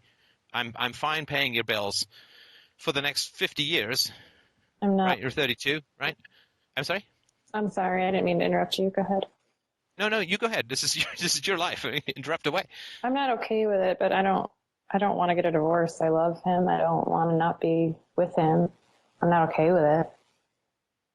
Well, no, sorry, and that's the wrong way. Sorry, what I mean is you can say, listen, if you choose to do that, I'm not going to divorce you based on that. I'm going to keep paying your bills for the next 50 years, even if you never darken the door of an employment office or garden ever again. Even if we never have kids, I'm perfectly I'm okay relatively with. I'm not going to divorce you because you don't have a job. I'm going to keep paying the bills. And you can say, well, I'd rather you have a job, right? Right. And but my guess is that the best predictor of future behavior is relevant past behavior, right? If you've been paying the bills for the last year and he's not gotten a job, well, he's now in a worse position to get a job, right, than he was a year ago. Yeah. So unless he's going to take some huge effort, then. So I'm sorry, I'm just trying to back off here. I'm trying not to get overly suspicious about this guy, but I'm trying to be fair, right, as far as what I think about with a woman. So I'm trying to think of, so if a man called me up and said, my wife had this sort of menial labor job, she's super hot, and she said she was going to be a physical therapist, and that's why she quit her job. Lo and behold, we get married, I'm paying the bills, she decided not to become a physical therapist, now she spends a lot of time on the internet and doing sit-ups. I got to think I'd be pretty caustic about that, right? Right. Because the deal was he was going to go be a physical therapist, and that's how he was going to get out of being a rock mover, right? Right. And then when did he break the physical therapist promise? Was it after you got married? Yes. Yeah. Yeah, see, that's shitty. Yep, it is. Right? So that's breaking a foundational promise. Because you probably didn't want to spend 40 years with a guy who moved rocks, right? Well, I don't really care what he does as long as he's happy. Well, Really come don't. on. I really don't. Come on. I mean, no, but come on. That's not. Do you really think that a smart guy can be happy moving rocks? I mean, if he's happy, he's happy. I really don't. I'm honestly. No, if he's smart, he can't be happy doing manual labor in the long run. He doesn't. Because, sorry, go ahead. I'm sorry. He would much No, go prefer ahead. to do something for himself. Like he would much rather, I think, be in business for himself. And I think that that's where he's having a difficult time because he has all these great ideas, but he's not sure how to focus that. And I'm not sure what he's waiting for, but he doesn't like. Oh no. The I'm too full of good ideas to get anything done is bullshit. I know. I'm sorry. I mean, I hate to be blunt, but I just got to tell you. Honestly, I have so many great ideas. I just can't narrow down and focus all the great ideas. No, is crap. I sort of interjected that. I'm sorry? He hasn't said that to me. I just sort of interjected that. Yeah, I mean, and basically, I mean, if he's a smart guy and you say he's a smart guy, then one of the definers of intelligence is knowing when you don't know something and knowing how to find out about it. Right. Right? So we just did this video on Ebola. What the hell do I know about Ebola? Right? Right. I thought it was Spanish for bowler, right? But so you go look it up, you read a whole bunch of articles, and then you put together a presentation, and then you claim credit for other people's work. I mean, it's the usual thing we do. But right, so if he's like, well, I got these great ideas, but I don't know how to put them into practice. Okay, well, then you go take a course on how to start a business. You go read books on how to start a business. You go, right, talk to people who, I mean, it's not brain surgery. You're figuring out how to start a business, not the end of the world, right? He's a smart guy. He knows how to do it, right? He knows how to find out about it. Right. Especially with the internet. He spends time on the internet. Is time on the internet being spent trying to figure out how to start a business? Right. Yeah. I'm quitting my job as a landscaper so I can become a physical therapist. Now that we're married, I don't think I really want to become a physical therapist. I want to surf the web. Come on. Yeah. That's not good, right? No. And that's not honest, and that's not fair. No, it's not. Those are some expensive abs you got going there, sister. Yeah. And it's not helping him, right? No, it's not. I just don't really know what to do about it. Well, you can't do anything about it. Right. I mean, you can stop paying his side of the bills, right? Yeah, but that'd be kind of ridiculous. Why? Well, like I said, they're my bills too, and I don't know. It's kind of childish, isn't it? I'm not sure what you mean by childish. If I said, here's your half of the water bill this month and we're married, I don't know. It just doesn't, that's not the kind of person that I am. All right. Okay. Well, then that's not the kind of person that you want to do. If that's what you want to do, then I guess you got to live with what you got. Yeah. All right. So, so the marital stuff, I mean, it sounds like you've got some complaints, but you're fundamentally fairly satisfied with the way things are. The biggest So don't push him to change, right? I mean, so you either push people to change or you don't, right? Well, now, if you don't want to push him to change, then don't come up with like, well, what are your plans, Which is kind of like a roundabout way of saying, right. will you ever get a job, right? And I think the problem is when I try to do that is it turns into an argument, and so I'm uncomfortable saying like, yeah, I need to go tell him to do this and that, and it turns into No, I said ask, right? So look, you just have a frank discussion, right? I mean, the conflicts arise when people are maneuvering. right. When people are frank with each other, conflicts evaporate incredibly quickly. Right. So when you're not being honest and you're trying to maneuver him into doing something, Right. but then people respond to that, to manipulation with aggression, Okay. right? So that's probably why. Okay.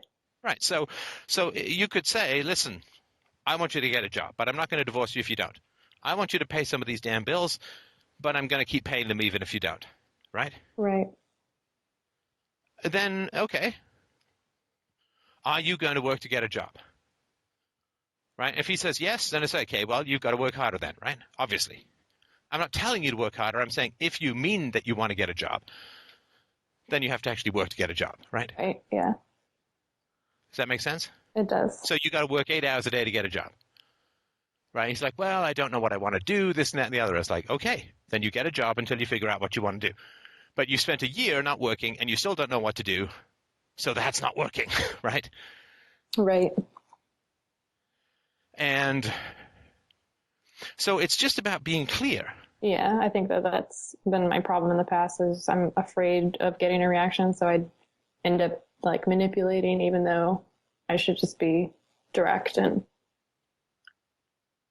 Well, you do what women often do, and men do it too, but it's a little bit more common, which is that you want something, but directness is alarming, right? right. And obviously, I mean, you couldn't even tell your mom you were being abused by your brother, so directness is not in your history, right? And I'm nothing but sympathy for that in 6 million different ways from Sunday, right? Right. Is this the first relationship you've had where you feel you're pulling more than your weight? Yes. Okay. Right. Damn, I'd like to see a picture of this guy. Anyway, probably make me want to date him.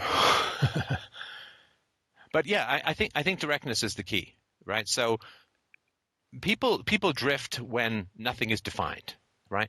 When they're just kind of getting away with stuff. Mm-hmm. I mean, I personally think that people who are drifting like that, they always strike me as kind of depressed. Doesn't feel like he can contribute much. Doesn't feel like he's worth much. Obviously, nobody's beating down the door to get him a job or to offer him a job or to work with him or whatever, right? So he's kind of drifting and he's kind of eroding his value. Right. His economic value is eroding as he's drifting. And he's a young guy to be retired, right? Mm-hmm. To live on the lap of nurse-generated financial luxuries. So he's a young guy to be retired. And my question is always, panic about the future is, I think, foundational to life. Yes, panic about the future. There's a guy a couple of months ago who was living in a room over his brother's garage, and he was like 50 something or other, and it's like, yeah, you can panic now. It's time for the panic. Right. Panic is good, right? So panicking about the future is pretty important, right? And what is the story of this guy's future? I mean, he's only 30. I'm old enough now. I'm going to be 48 next month, right? I'm old enough now. 30 is, man, when I was 30, I was chewing up the planet. Mm-hmm. Right? I was 30. I was like, I'd finished my master's. I started my business. I mean, just getting out there and eating up the world. Right. And it was good. Tasty. Tastes like chicken. And he's kind of hiding out from the world, right? Right. And you're creating this little shelter for him to hide out from the world in, right? And you're afraid to assert your own needs because you're afraid that it's going to be hugely volatile. Mm-hmm. But I'm telling you, the relationship has two ways forward, in my opinion. The first is, I guess, three ways forward. So the first is you assert your needs, and he listens, and there's conflict, but he basically changes, right? He gets it, Mm-hmm. which is good. I mean, that's, ideal, and maybe he does it in such a rapid fashion that you feel comfortable having kids or whatever it is, right? That's one. The second is that you assert your needs and your preferences, and he basically weasels, right? He promises, yes, I'll look for work. Oh, nothing yet. And then, you get paranoid, check his browser history, and it's all podcasts for me or whatever, right? It's not actually looking for work stuff, right? Mm-hmm. In which case, the betrayals in your life tragically continue, right? Right. I mean, he knows you've been betrayed a lot in your history, right?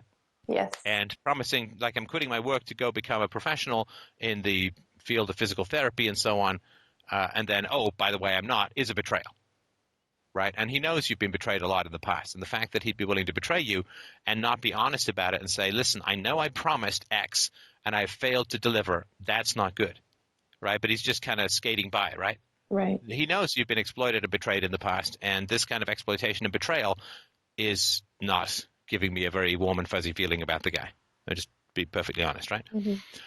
But the other thing is that you just kind of drift on, right? You're paying the bills, he's browsing the web, he's doing some gardening, and you're getting upset, but you're smothering it up, and right until at one point, like, you just club him to death in his sleep or something. I mean, I'm kidding, right? But Yeah. but at some point, you'll just be like, you'll wake up, and your unconscious will click, and you will feel revulsion towards the man. Now, that may be past your kid's window, and that would be a true tragedy, right? If you want to have kids, you're doing all this self-work, you sound like a very warm-hearted and kind and conscientious young woman, and that would be pretty tragic, right? Because you can drift off. It's weird, these marriages, and people, like, married for 20 years. I read stories about this in marriage. And then, like, the woman or the man, they wake up, they look over, they say, oh, my God, I hate you. Yeah. Day before, celebrating the anniversary. Next day, oh, my God, I hate you. No, it can happen. And then you look at that person, you're like, how on earth could I have ever found you attractive? And it doesn't matter how physically attractive they are. Yeah. You wake up and you're like, oh, my God, right? Now, that is the result of so much avoidance, Right. that it takes your unconscious to plug everything together, and then it's irrevocable. Like, I once I'm out, I guess with one or two exceptions, I'm out. Right. And that is the result of avoidance, and that may strip you of your capacity to have children, right? If you go on for another 5 years or so, like, or let's say, I mean, again, if your window was 35, I mean, you got 3 years. I mean, you got 2.5 years to get pregnant, right? Right. And you drift along for a couple of more years, and then it doesn't work out, then you're toast. Yeah. Your eggs will die on the vine, right? You're making me feel great. Yeah. No, I'm giving you the facts based upon what you said. Yeah, no, I'm just kidding. Right? You need, obviously you need this, everybody needs this kind of bio-reality check, right? No, I know. Because let's say you get divorced at 34 or 35, it takes a year to get divorced, right? At least. And it's expensive as hell. And you may owe him alimony. That would be hilarious. You've been the primary breadwinner, right? And he's been taking care of the garden, then he may take you for half your income for who knows how long. So then you got to try and find a guy to be a father to your children. You're emotionally broken from a divorce. You're financially broken from a divorce.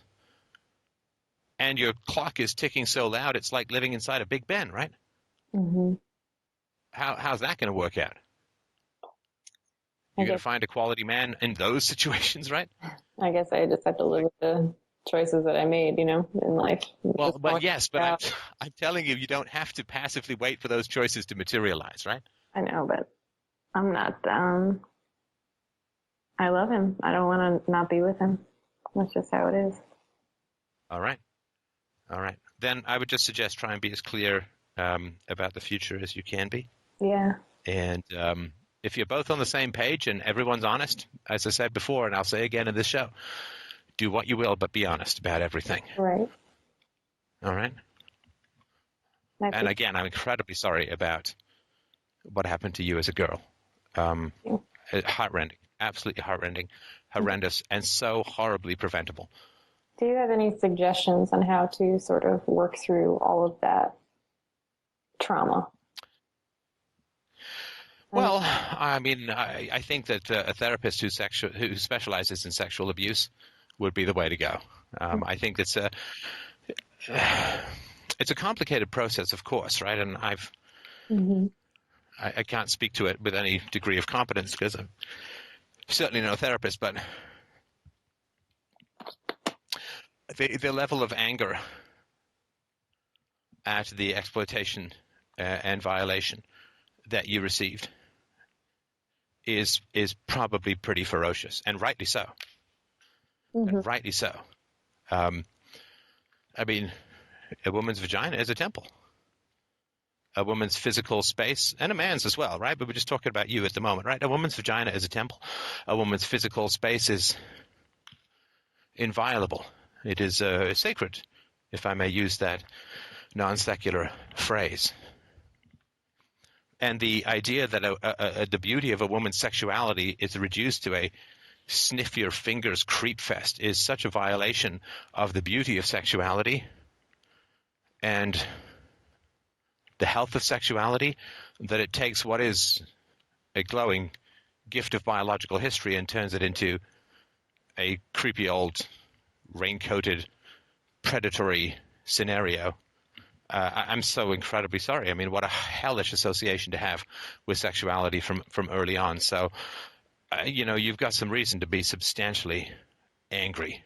Mm-hmm. And, of course, like a lot of people who've been preyed upon, and I've known some nurses in my day, the urge to take care of others and the capacity to deal with that stuff that goes on in nursing is not unrelated to your history. Right? You take care of your patients and you take care of your parents in terms of, like, don't get them too upset. You take care of your relatives, like don't get them too upset if you tell them about this hellacious stuff. You take care of your husband, you take care of your patients, right?